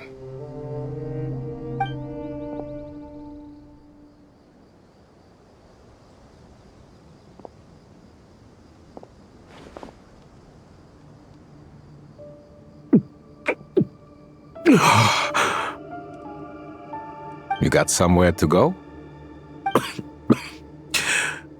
Not really. Thanks to this water, though. At least I can rule out the bottom of a vulture's stomach. Now you're talking like desert folk. You could always join my band of misfits. What would I do? Gather food, guard our water source, just like everyone else I've taken in. Of course, if you have something you're good at, you're welcome to show it off. Every little bit helps. All I know is weapons. Weapons? Yeah. I love studying them. Big and powerful ones, small and deadly ones. old ones, new ones. I believe the essence of Kshatriya research is embodied in weaponry, and the pursuit of this kind of technology is what pushes the world forward. My lifelong goal has always been to become a foremost expert on all kinds of weapons, so I can invent even more advanced ones. So I might have borrowed a few sensitive techs without permission, but you see the vision, right? The higher-ups in the academia just didn't understand. The academia could have 1,001 reasons for exiling you out here, and it still wouldn't matter to me, son. All I care about is what this specialty of yours can do for us. I can help upgrade your weaponry. That should come in handy in a dangerous place like the desert, surely. True, weapons are essential to life here in the desert. Most folks get them when merchants happen to pass through. But when it comes to protecting the people here, this scimitar in my hand is more than enough. The kind of weapons you're talking about are overkill for a place like this. Overkill? Really? Our group is lucky. Our ancestors learned how to protect the oasis from the sandstorms to prevent it from drying up. Plus, we're pretty far off the beaten path. Helps us avoid conflict with other bands of Eremites. All in all, we don't have to travel to find water, we don't have to fight off other desert folk. It's a real place to call home. There are plenty of ways to die in the desert, but behind a lot of them lies too much ambition. So, having somewhere to settle down is more than enough for me. I see. Guess I could do some odd jobs then. I've heard you Kshatriya scholars are handy with all kinds of gadgets. You could always make something for the kids. You mean, like, toys? Yes, if you wouldn't mind. It'll give them something to do. Life can get boring out here. All right, then. And just like that, a Kshatriya scholar at the cutting edge of his field ended up in the desert, making toys for children. It got boring from time to time, but all in all, those days were quite pleasant. The Eremites accepted me as one of their own, and all the children loved me. Looking back now, I wish I could have lived like that until the end of my days. But then, those despicable people showed up, and it changed everything. Don't rush me. These materials are in short supply. Oh, they've got a lot of nerve showing their faces back here. Send the gem? It has been a while. Well, we have a right to this oasis too. Our ancestors were part of the group that discovered it. You hated this place.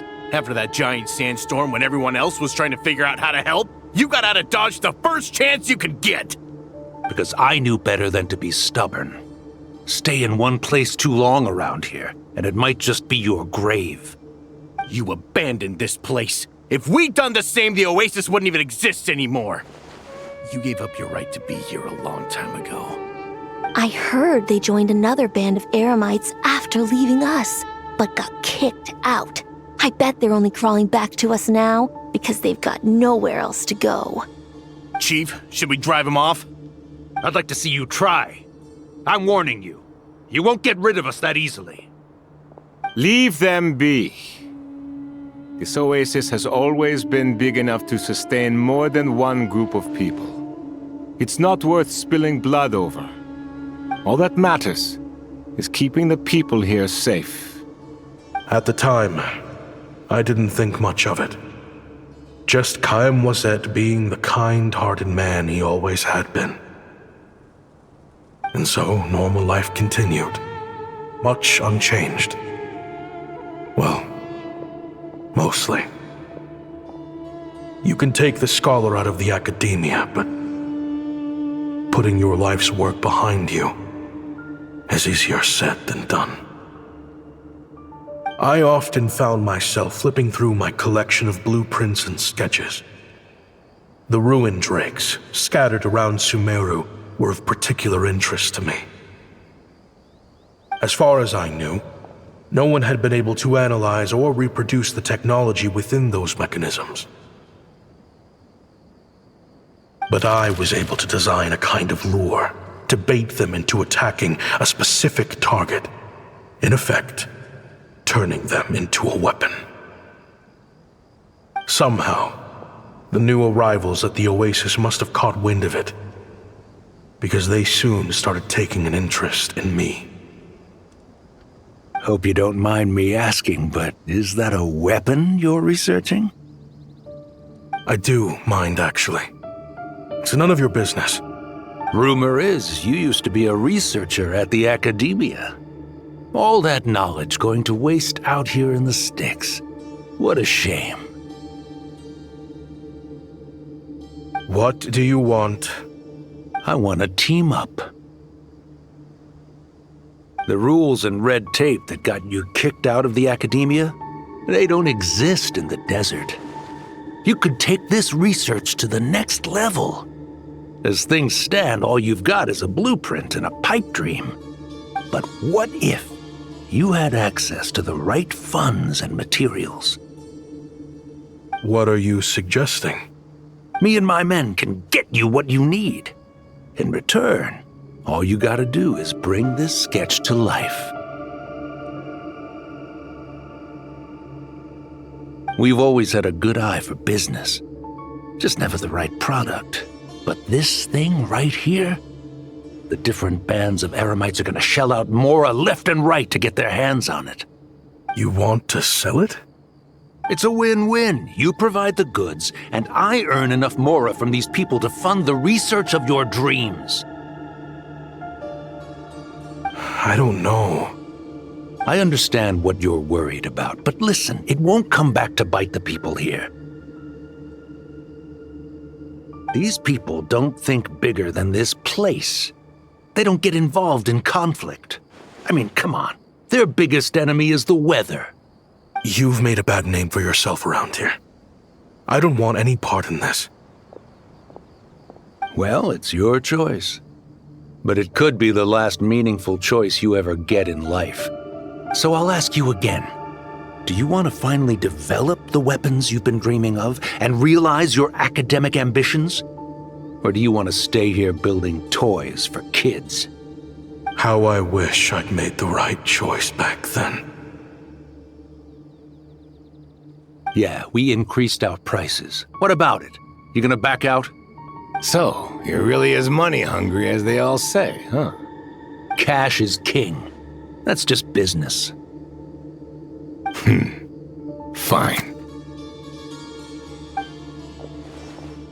I'm done. I want out. What are you talking about? We're making bank here. I know what the weapons have been used for, and I refuse to be an accomplice to all this any longer. An accomplice? Listen, that's got nothing to do with us. People would be at each other's throats with or without our weapons. So they die to a machine instead of a scimitar. What difference does it make? Can't you sell more than just weapons? Surely this can't be all the Eremites are interested in buying. If you want to make the big Mora, you gotta push what sells. That's just how it is. And that right there is why I want out. Fine. I've made more than enough to leave this dump in the dust anyway. If you want out so bad, have it your way. What was that?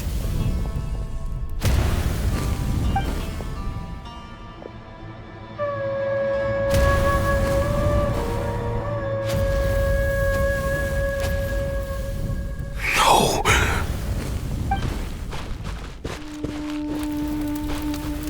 Kaem was it.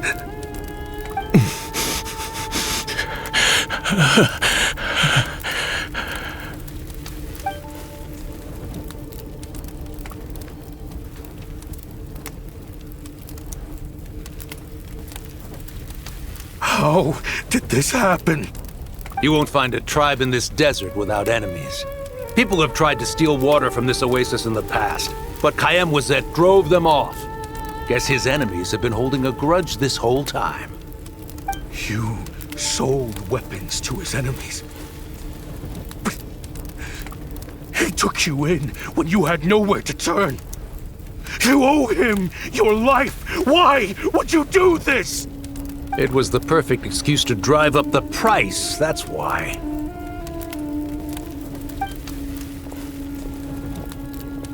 It was only later that I found out. This wasn't the first time Senegem and his men had turned around and stabbed their allies in the back. Let's just say there was a good reason they had nowhere else to turn back then. I didn't chase after them or try to hold them accountable.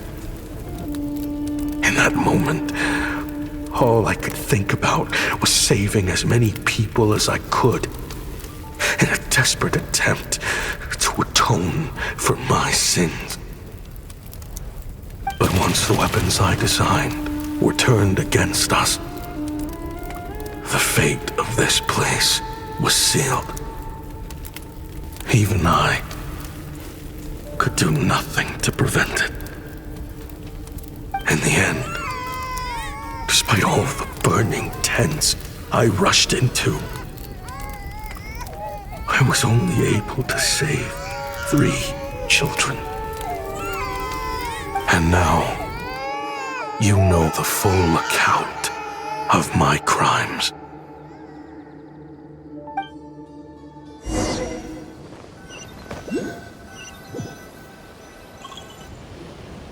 I've been raising them ever since, while attempting to hunt down the men who made them orphans in the first place. This confession is for the kids to read too. So, I hope you'll pass it along to them. They deserve to know the full truth of what happened. I know I'm in no position to make requests, but please, help them find loving parents to take them in.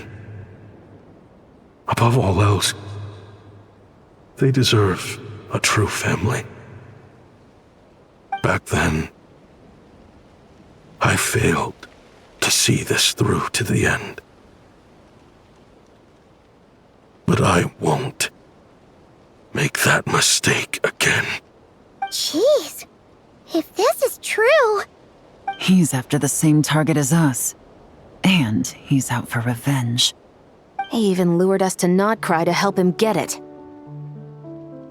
I think I know what he's planning to do with those ballistas now. If I'm right, this doesn't bode well. Then we need to find him ASAP! It sounds like he's about to do something super dangerous. But we promised the kids we'd bring him back safe.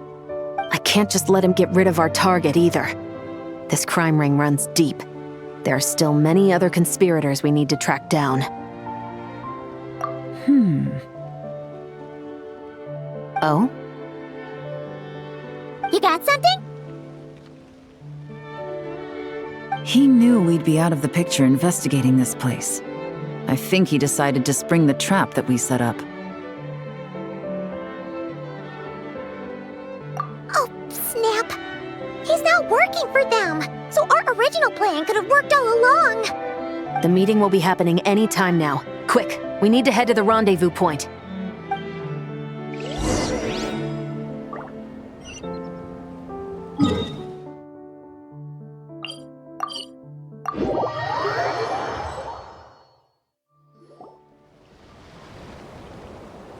Ashvapati.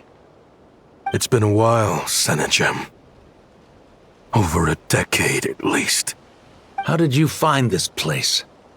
All these years. And the signal you use for the meetup point still hasn't changed. All I had to do was pose as your point of contact and fish a time and date out of that scout you sent. Useless bunch of idiots. Just wait until my backup gets here. Oh, I think that might take a while. The Fontaine and Liyue authorities have your men locked down tight. Every last one. No. There's no way the cops could have known we'd be here. Unless, of course, someone deliberately left a trail of clues leading them straight to the expo. That would be a different story, now wouldn't it? If they hadn't taken your agents out of the equation, I doubt I would have been able to lure you here. So now what? You gonna turn me in, too? No. The authorities can have your men. But you're mine. Is that Fatui tech?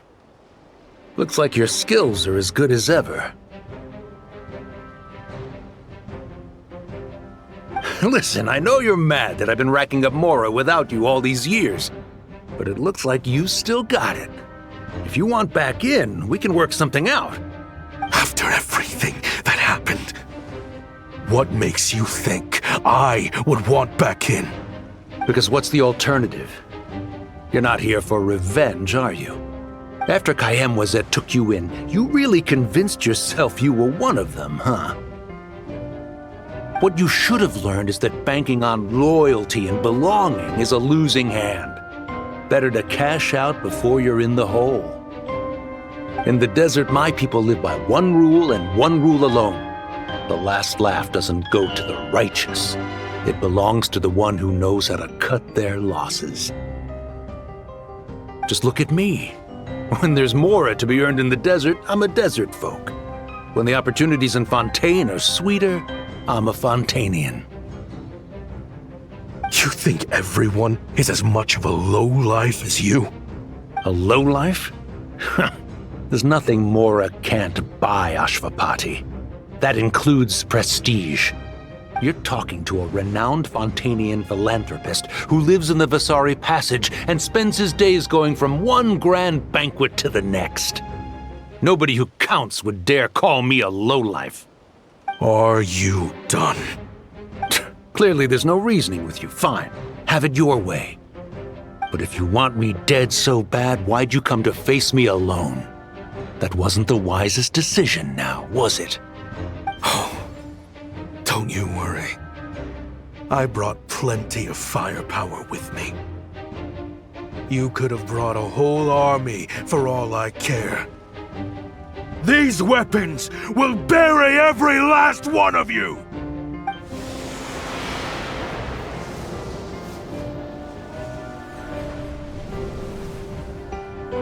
What the? Are you crazy?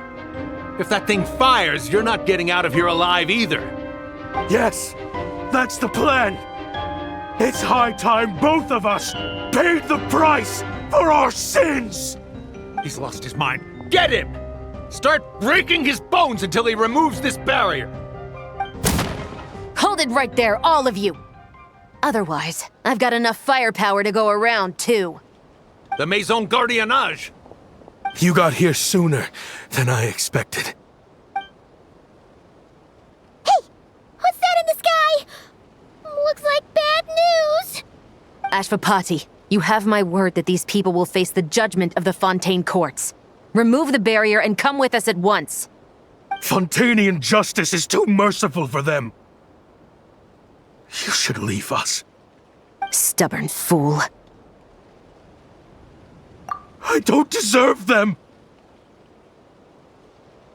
I have to atone for the things I've done. What is it you feel you need to atone for? Weapons research? You're from Liyue, right? Your ancestors were the first people to master the recipe for gunpowder. And yet, they turned it into fireworks and firecrackers that even children could play with. Surely, it's choices like that which make Liyue what it is today.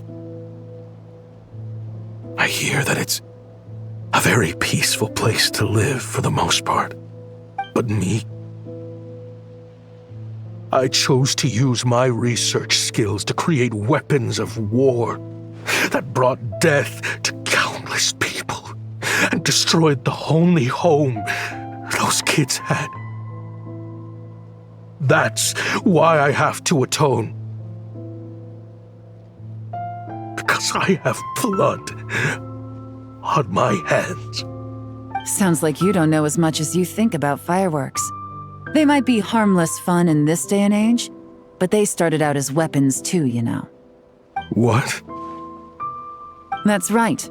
Fireworks and firecrackers were originally developed for use as weapons. They needed something a little more powerful than usual for purging evil forces and scaring off wild beasts. Over time, evil spirits learned to fear the sight of flames, and the beasts retreated into the mountains. That's when people started repurposing fireworks for entertainment purposes. The peace we enjoy today isn't because we chose to make toys instead of weapons. The weapons are what secured us the peace in the first place. Only then did we have the luxury of choosing to turn them into toys instead.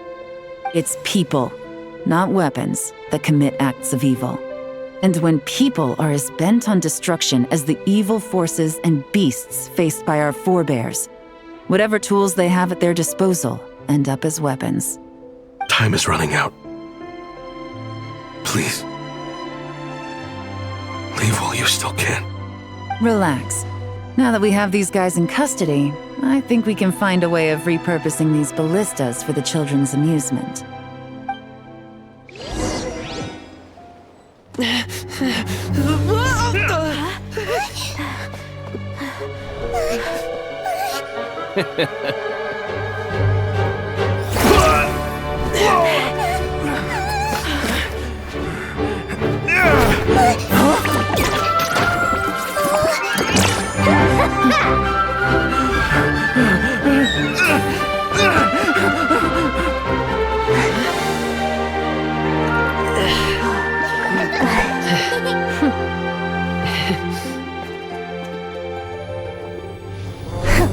I knew they were looking for trouble, but they messed with the wrong manager.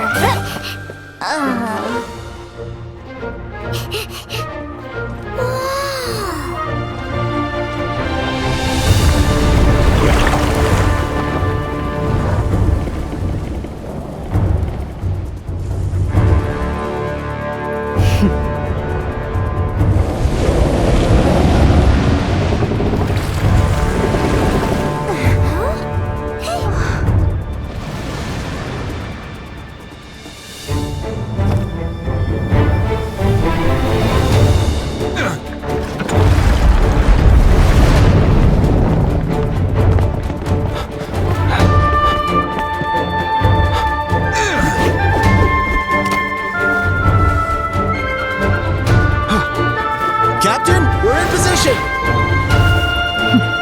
Prepare to intersect! On my signal!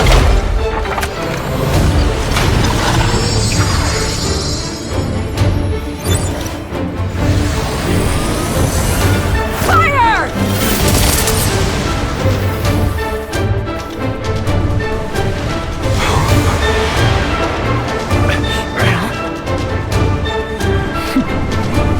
But how?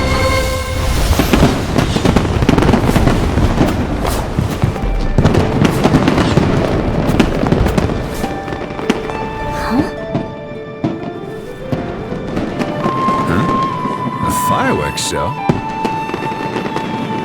Huh.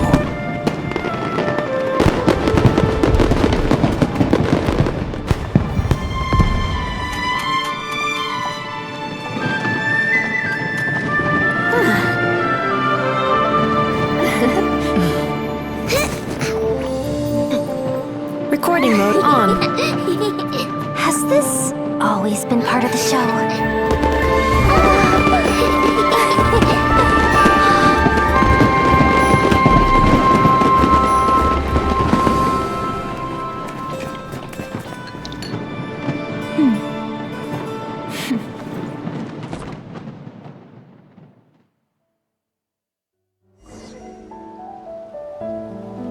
No funny business! I never imagined the Guizhong ballista could be used for something so beautiful. If you'll agree to come with us and answer some questions, it would be a big help to our investigation. Of course. You'll have my full cooperation. I know I'm guilty. Just not sure of the precise crime at this point. Honestly, me neither. I'm sure a case like yours would have Fontaine's top legal experts scratching their heads. As for these arms dealers, though, I can confidently say that none of them will be getting away with this. So at least you can take some solace in that. I know. There's no sentence the court can give them that will satisfy you. But at least the trial will be a public declaration of their crimes and the punishment they will receive. The victims deserve that much. Considering the alternative was them dying in obscurity to a revenge killing with no one left behind to tell the story. This looks more like real justice to me. I guess you're right.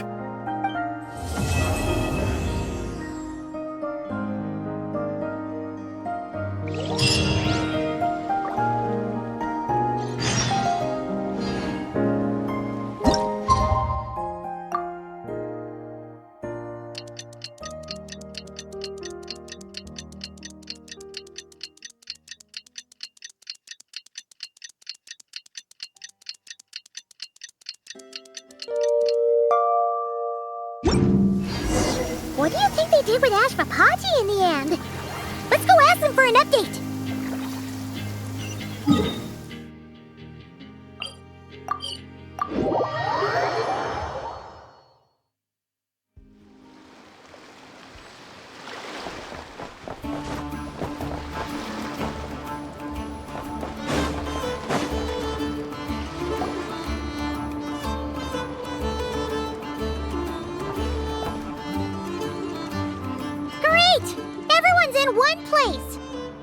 Now that we are on the other side of this incident, I suggest we put any remaining questions to rest here and now. The Voynich Guild won't be responsible for any disputes remaining after this meeting. Understood. Well, there's been no serious harm to me or any of my compatriots. And with the arms dealing operation closed down, I've achieved my strategic objective. I'm happy to let the Fontaine authorities process the culprits from here on. I appreciate your flexibility. I'll need all of them in my custody to proceed with the case files. As for you...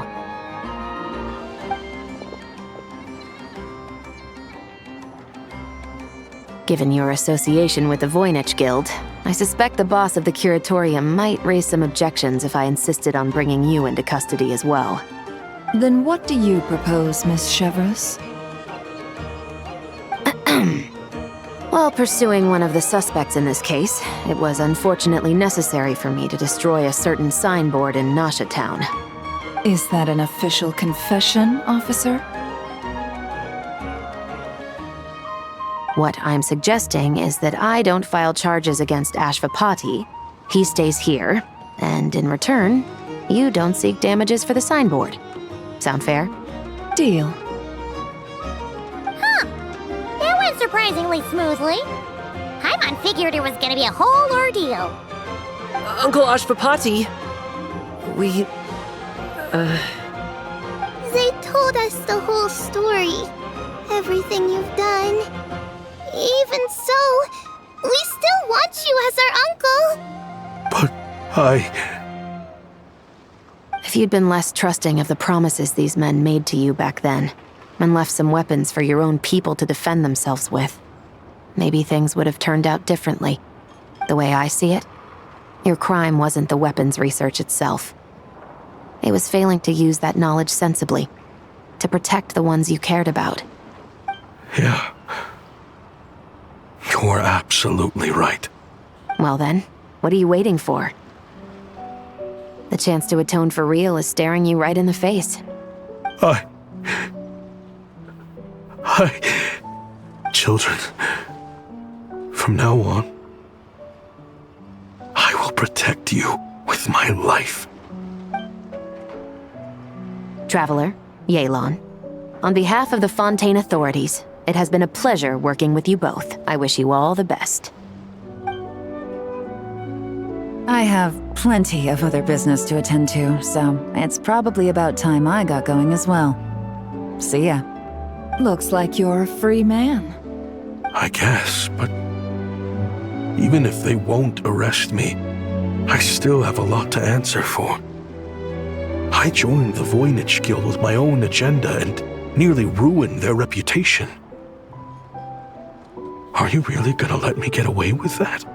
After you joined us, it didn't take me long to find out that you'd lied about nearly everything. Everything except your desert origins. That turned out to be true. I actually consider the desert my home too, so I was interested to learn who the real Ashvapati was. Thanks to the Traveler, I now know the full story. And my, what a story it is. Granted, the final chapter caused us a fair amount of trouble. But hey, sometimes that's the price you pay for a good ending. Are you serious? I mean, obviously I can't let you stay in the guild. Not after all the rules you broke. I completely understand. I'd recommend that you take these kids back to the desert. Why? The desert has been plagued by seemingly endless conflict since as far back as I can remember. But your story offers a glimpse of a different way of life. Maybe there really is hope for peace in the desert. The Sumeru of today is a different world than what it once was. With Lesser Lord Kusanali at the helm, who knows where the possibilities end? Maybe you could rebuild the home these kids once knew. I'm flattered, really. But that was a lifetime ago. I'm sure the sandstorms will have buried any last trace of that oasis by now. Sure, we could put up a few tents and call it a settlement. But what then? It would be a brutally harsh existence. There's no way around it. Where there's Mora, there's always a way. Hello, my dear customer. Why don't you discuss your needs with me? If you can dream it, you can buy it. So Mora is the answer, huh?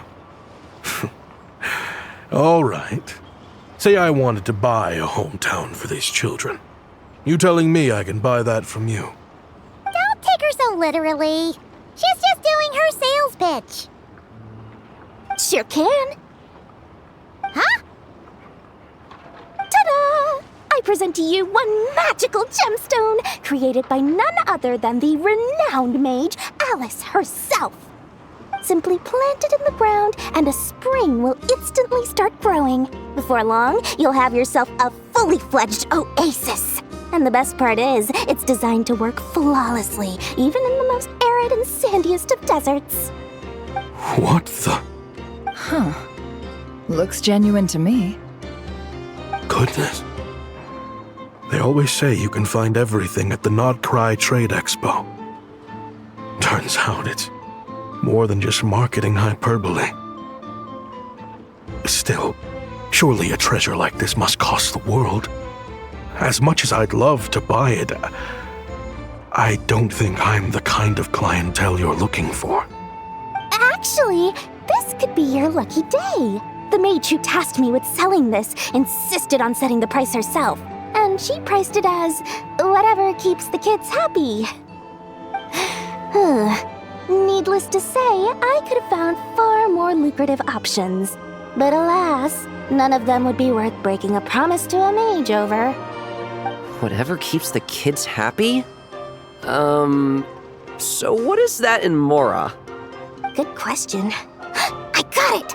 How about I charge you whatever you three kids earned at the expo? Then you can say you bought back your hometown through nothing but your own hard work. I think that would keep the kids very happy indeed. Wouldn't you agree? Deal! Hooray! Well, this was a strange turn of events. I think it's safe to say that this was one of the more memorable trade expos.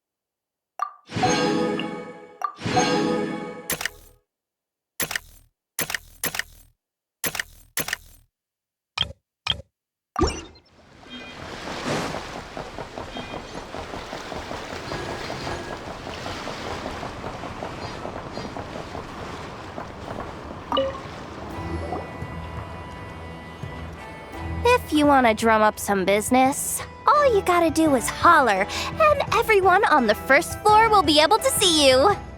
Also, you have to come this way to get to the second floor, which pretty much guarantees that everyone attending the expo will notice you guys at some point. Not bad, huh? Thanks to the spot I saved you, you guys will be drowning in business before you know it. Your point being? Cross-referencing Yehoda's current facial expression against database. Confirmed. Analysis suggests that Yehoda hopes we will return the favor. You bet I do. At least Robo-Girl gets it. Okay, how do we do that? Generating proposal. Complete. Yehoda, the next time you visit the workshop, I will reserve the seat closest to the hallway for you. Huh? This seat provides priority access to any dessert items delivered from the kitchen. It is also free from window glare and sits at optimal proximity to the teapot. By reserving this premium spot for you, I can guarantee you a most enjoyable dessert sampling experience. Is this your idea of a fair trade? Are you kidding me? That spot's usually reserved for me. I'd never let you take it if I didn't have my dessert budget to consider. What's going on?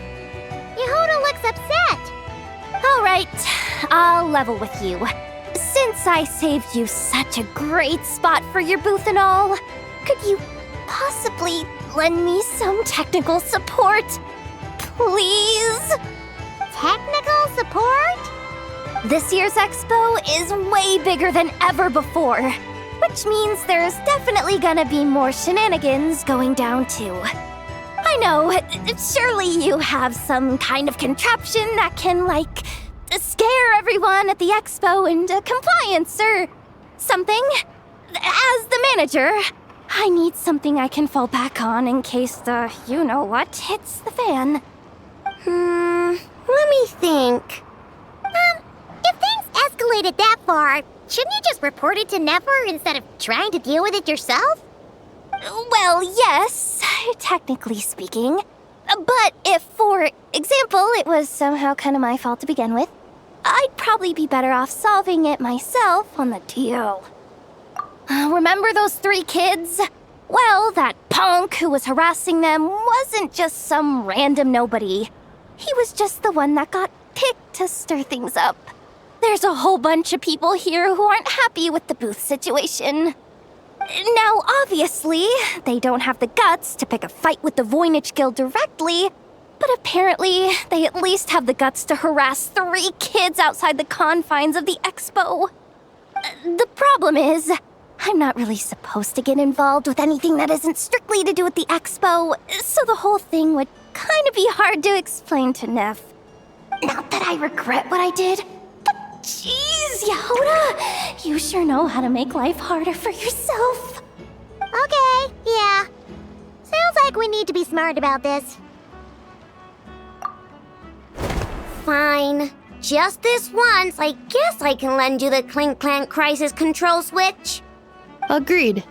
This option meets Yehoda's requirement for an expo-wide intimidation strategy. A Clink Clank Crisis Control Switch. What's that? This little guy right here. I made it recently after getting myself into a really sticky situation. To activate the switch, you just need to give him 3 taps on the head. If you do that, there's pretty much nothing in Nodcry that you won't be able to handle. Really? So what actually happens when you activate it? You'll find out if it comes to it, but I'm only letting you use it once, so you better save it for when you really need it. Okay, cool. I'll take your word for it.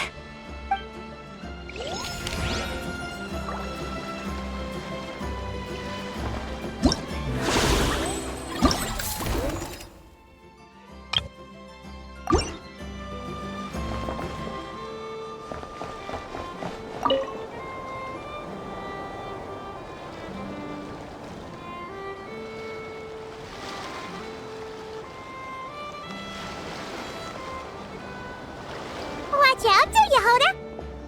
Just keeping an eye on things. Looking out for any problems that might need me to step in.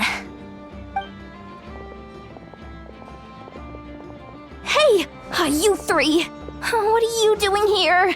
There should be at least one of you manning the booth at all times. Accessing booth operation logs. Analyzing. Neb left to try and buy a new blueprint. Ati soon followed to try and stop him. Finally, Rhea came to mediate between them. I keep telling you, we don't have that much Mora to spare! I just wanted to have a look. What's wrong with that? Guys, seriously, stop fighting! Here's the thing, Neb. Even if you could afford to buy a blueprint, I'm afraid I couldn't allow it. I know you like building stuff, but these designs aren't for toys like the kind you're used to. They're for weapons, which are very complicated to build and extremely dangerous. That's a load of baloney, dumpster diver. My designs are toys too, actually. Huh? You build a machine that can blast monsters into the sky, and in your mind, that's a toy? I mean, at the end of the day, is there really that much difference between weapons and toys anyway? Not where Knuckle Duckle's concerned. That's for sure. Ugh, that's not the point. Anyway, you there with the brown hair, you want a blueprint? Yeah! I want to make some thwack and smack defense bots too. I also have some design ideas of my own. And with your bots as the basis, maybe I'll be able to try them out for real.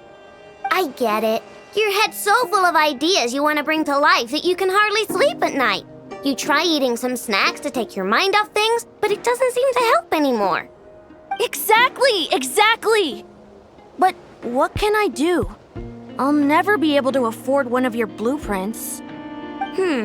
Well, you must have blueprints for the toys you've made too, right? Let's trade! One of your toys for one of mine. Really? Thank you so much, ma'am! Is it ma'am or... It's Boss. Boss of the Clink Clank Krumkake Craft Shop.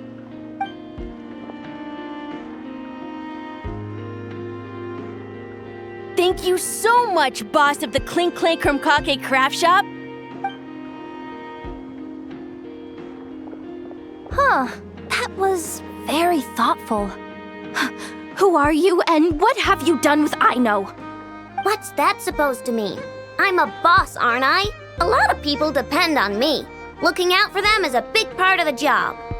Did that really just happen? For a moment there, Aino stopped being a little kid and acted like a full-on grown-up. A grown-up who's shorter than the kid she was looking out for, but still. Previous records indicate that Aino has a 94% chance of adopting such behaviors when encountering a child in a similar situation to herself.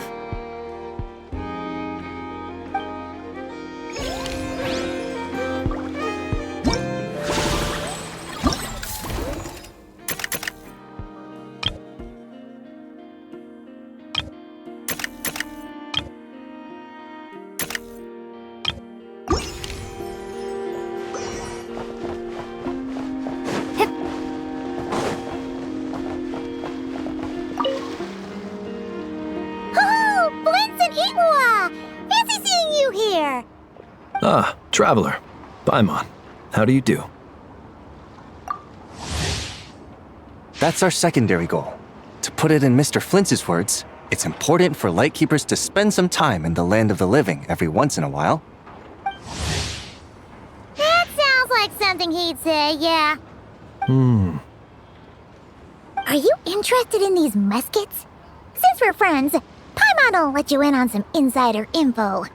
This officer here is basically selling scrap. Oh, I'm well aware. The sign makes that quite clear. True.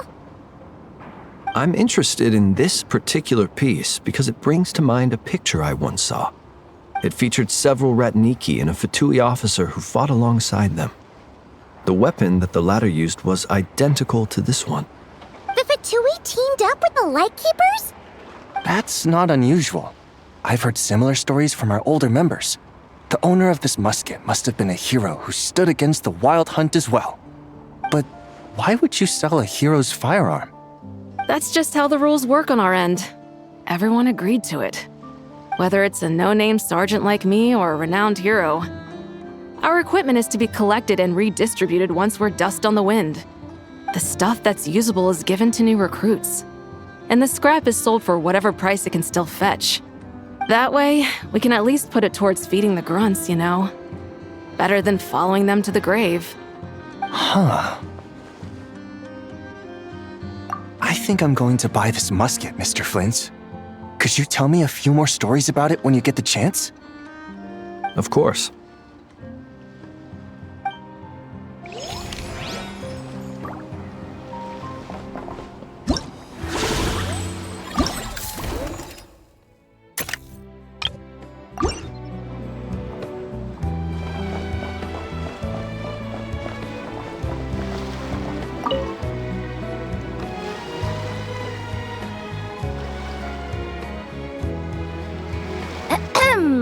So what's the situation in need of mediation?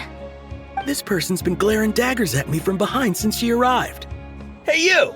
I'm a member of the Fruity Order, you hear? What a coincidence. So am I. Wait, really? I first encountered the humor and intelligence of trendy Zaytun Peach in the New Tide anthology.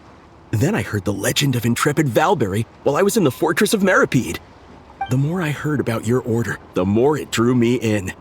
I've been searching for so long, but I was never able to find an actual member. So when I heard that the Nodcry Trade Expo was being held again, I applied under your name. And now, I finally get to meet you. It's those idiots. Stirring up trouble again, huh? So what I'm getting is that this guy's an imposter? Our orders won the expo rights several years in a row, so we announced that we were backing out of the running this year to avoid conflict. Then, this guy had to come along.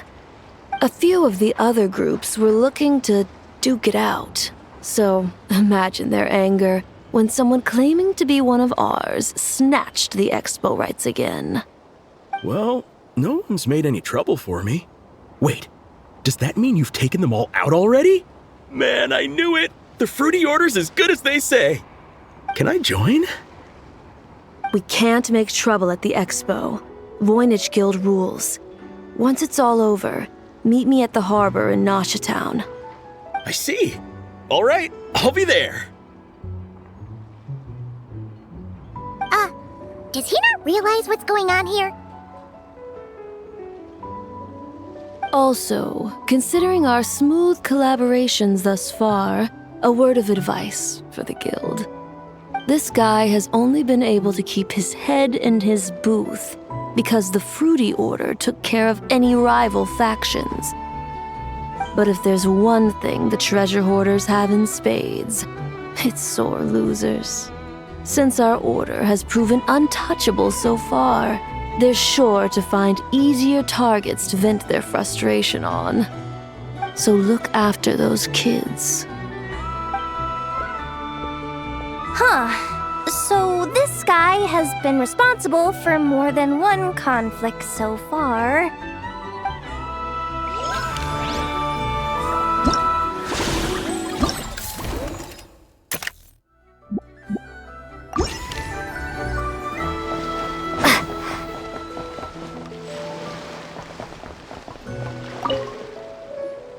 What do you think? Not bad. Tastes just like back in Mondstadt. Varka? You're here for the expo too? Oh hey, Traveler, Paimon. I was only planning to take a look around. Wasn't expecting this pleasant surprise. Out in this part of the world, even a homegrown Mondstadt apple is a rare treat. Yes, and on that note, I should advise you that the prices are quite different from what you'll be used to back home. Not a problem. It's a price worth paying for a taste of home. I'll take the whole batch and send someone to collect them later. The whole batch? Huh. Looks like you've already made your money back, huh, Lieben? Oh, and Varka, since you're looking for a taste of home, have you tried the Mondstadt wine next door? Apparently, he uses special connections to keep the import costs down. Yeah, I've tried it. It's pretty good, but not Mondstadt wine good. Besides, I wouldn't be able to buy any even if it was. We can't have the Grand Master of the Knights of Favonius going around supporting smugglers, can we? Oh, that's true. You're not gonna reprimand him though, are you? Don't worry, I know it's Nefer's rules here. Not out to make life difficult for you. If you find yourself at a loose end, come visit our base sometime. I'm gonna get the Knights to make some cider out of these apples. Oh, you're as generous as they say, Grandmaster. Looks like you finally made some real profit. Hey, don't make me sound so incompetent. Though I'll admit, I wasn't expecting to make my money back quite so quickly. Now I can start thinking seriously about my next venture. I'm planning on heading to Snezhnegrad, actually. I hear they're running low on lots of supplies because of Project Stuja. That's a business opportunity if I've ever seen one. With any luck, maybe I'll have the pleasure of seeing you there. Well, good luck out there. Hope you strike it rich.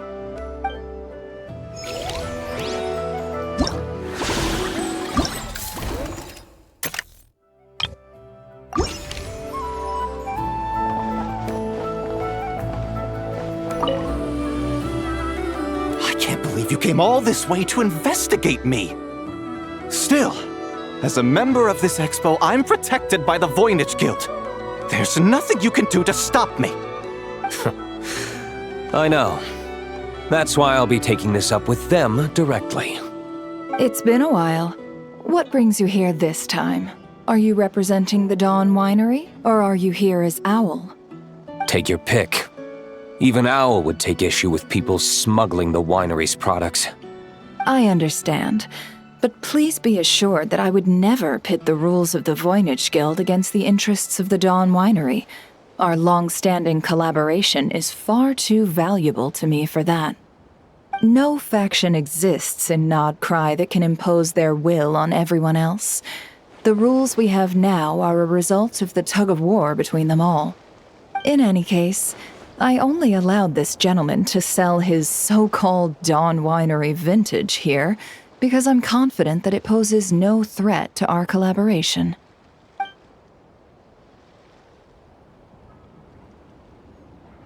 I see. So this isn't from our cellars at all. It's not even from Mondstadt.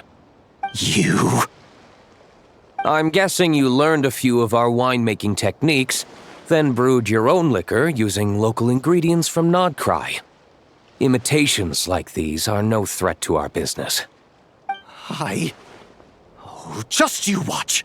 One day, my wine will leave the Dawn Winery in the dust! I'll grant that your wine is a perfectly palatable product. But the fact that you didn't dare to sell it without attaching our name to it speaks volumes. That alone tells me that I'll never need to worry about any serious competition from you. Leaving so soon? Can't I persuade you to come to the Curatorium of Secrets for some tea with me and your two old friends? Hey there! It sounded like you were discussing some pretty serious business, so Paimon didn't want to interrupt. I'm afraid I'll have to decline. That's a shame. Next time you're back in Mondstadt, pay a visit to the Angel's Share. At least there, I can offer you a genuine Dawn Winery vintage.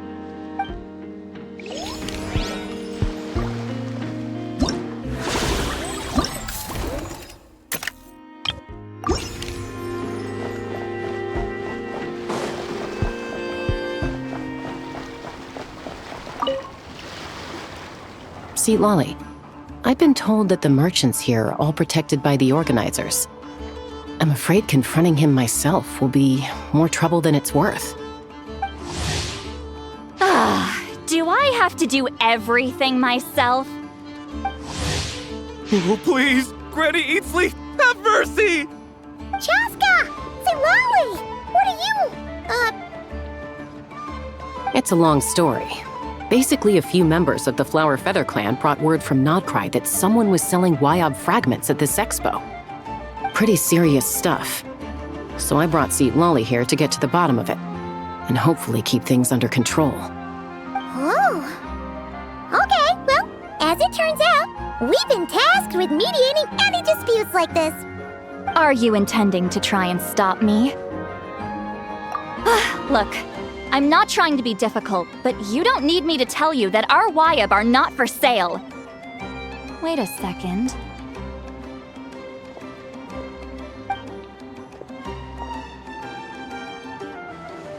This is just a shard of a Wayab pillar, and its power is long gone, so it no longer has any connection whatsoever to the Wayab. So, tell me, how much did they pay you to ship these out of Natlan? About 800,000 more apiece. What? Apparently, people outside of Natlan don't know all that much about our culture. Some people take one look at those pillars and start bragging that they found a Wayab fragment. I didn't want to correct them, because that way I could drum up the price. Ugh, forget it. Since you asked me so nicely, I'll let him stay here until the expo's over. No point making a mountain out of a molehill. Oh, thank you, Granny Eatsley. Oh, don't start thinking you're off the hook. Once this is over, you're going straight to Biram to face the music.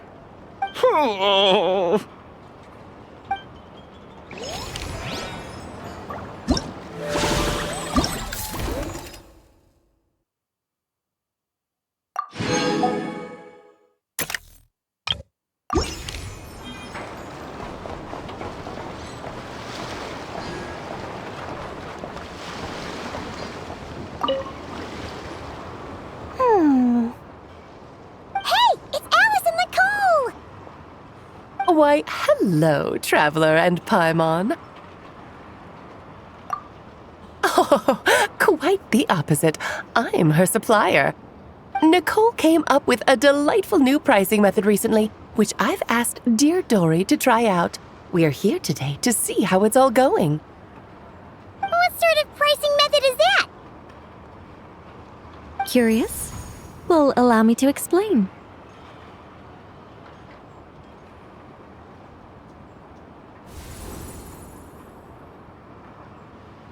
Instead of an amount of mora, you collect courage, kindness, or happiness from the buyer. The key is to make people realize they don't have to be rich. With an excellence of character, even the treasures of the Hexen Circle are within your reach. Kinda like a Seelie guiding intrepid adventurers through various tribulations until they claim their prize. Such fun, wouldn't you say? Not for me. We didn't sell much Hexen Circle gear this time at all. At this point, I'll have to whip out some Samara specialties just to break even. Wait, you're actually losing money, Dory? You're saying our gifts didn't reach that many people? I'm saying we made diddly squat. Hate to break it to you, Miss Mage, but you don't have much of a heck for business. It might not have made much, but this has been quite a fun little experiment. To make it up to you, all the revenue from our merchandise is yours to keep, Dory. Oh, they don't call you a great mage for nothing, Miss Alice.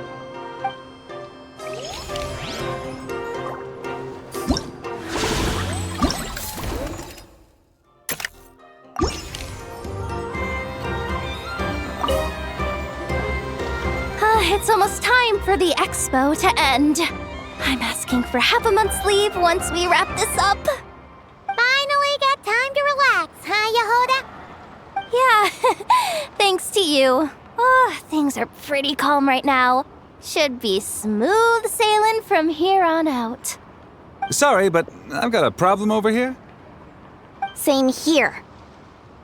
Yehoda! You just jinxed it!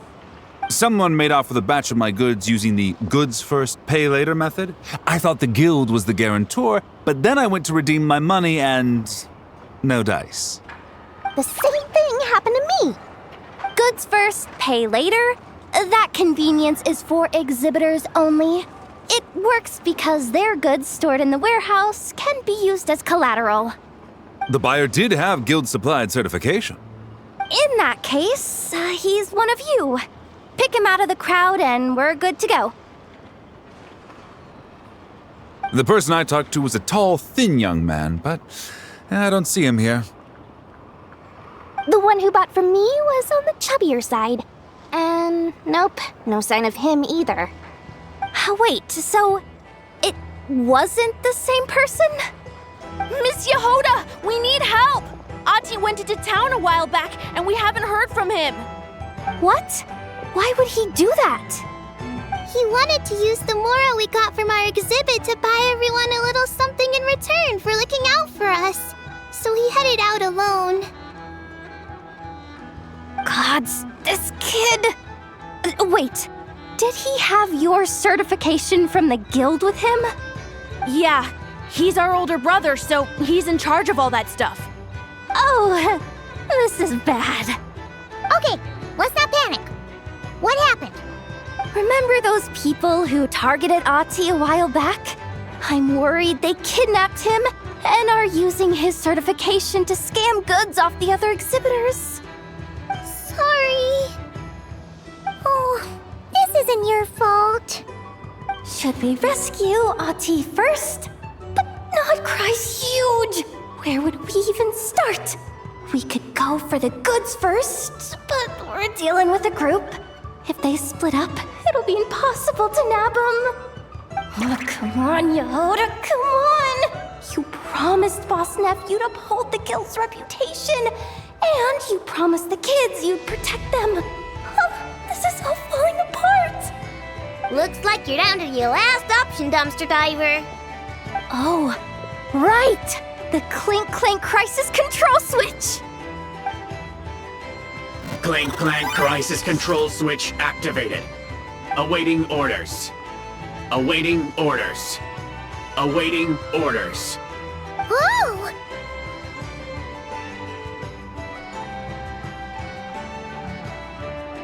Activating the switch gives you temporary control over all the robots in Nodcry.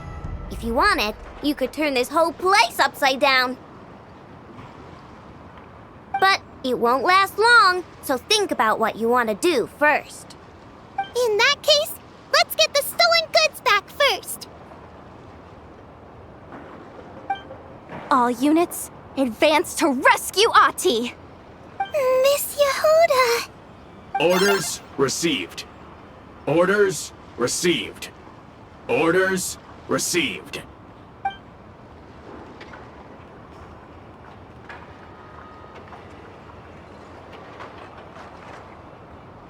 Ati! You're all right! Sorry. I made you all worry. If anyone should be apologizing, it's those awful people who took you. You just wanted to repay everyone's kindness. They stole my expo certificate. Did that cause trouble for anyone? Let's just focus on one thing at a time. Inventory complete. All goods have been retrieved. See? Told ya.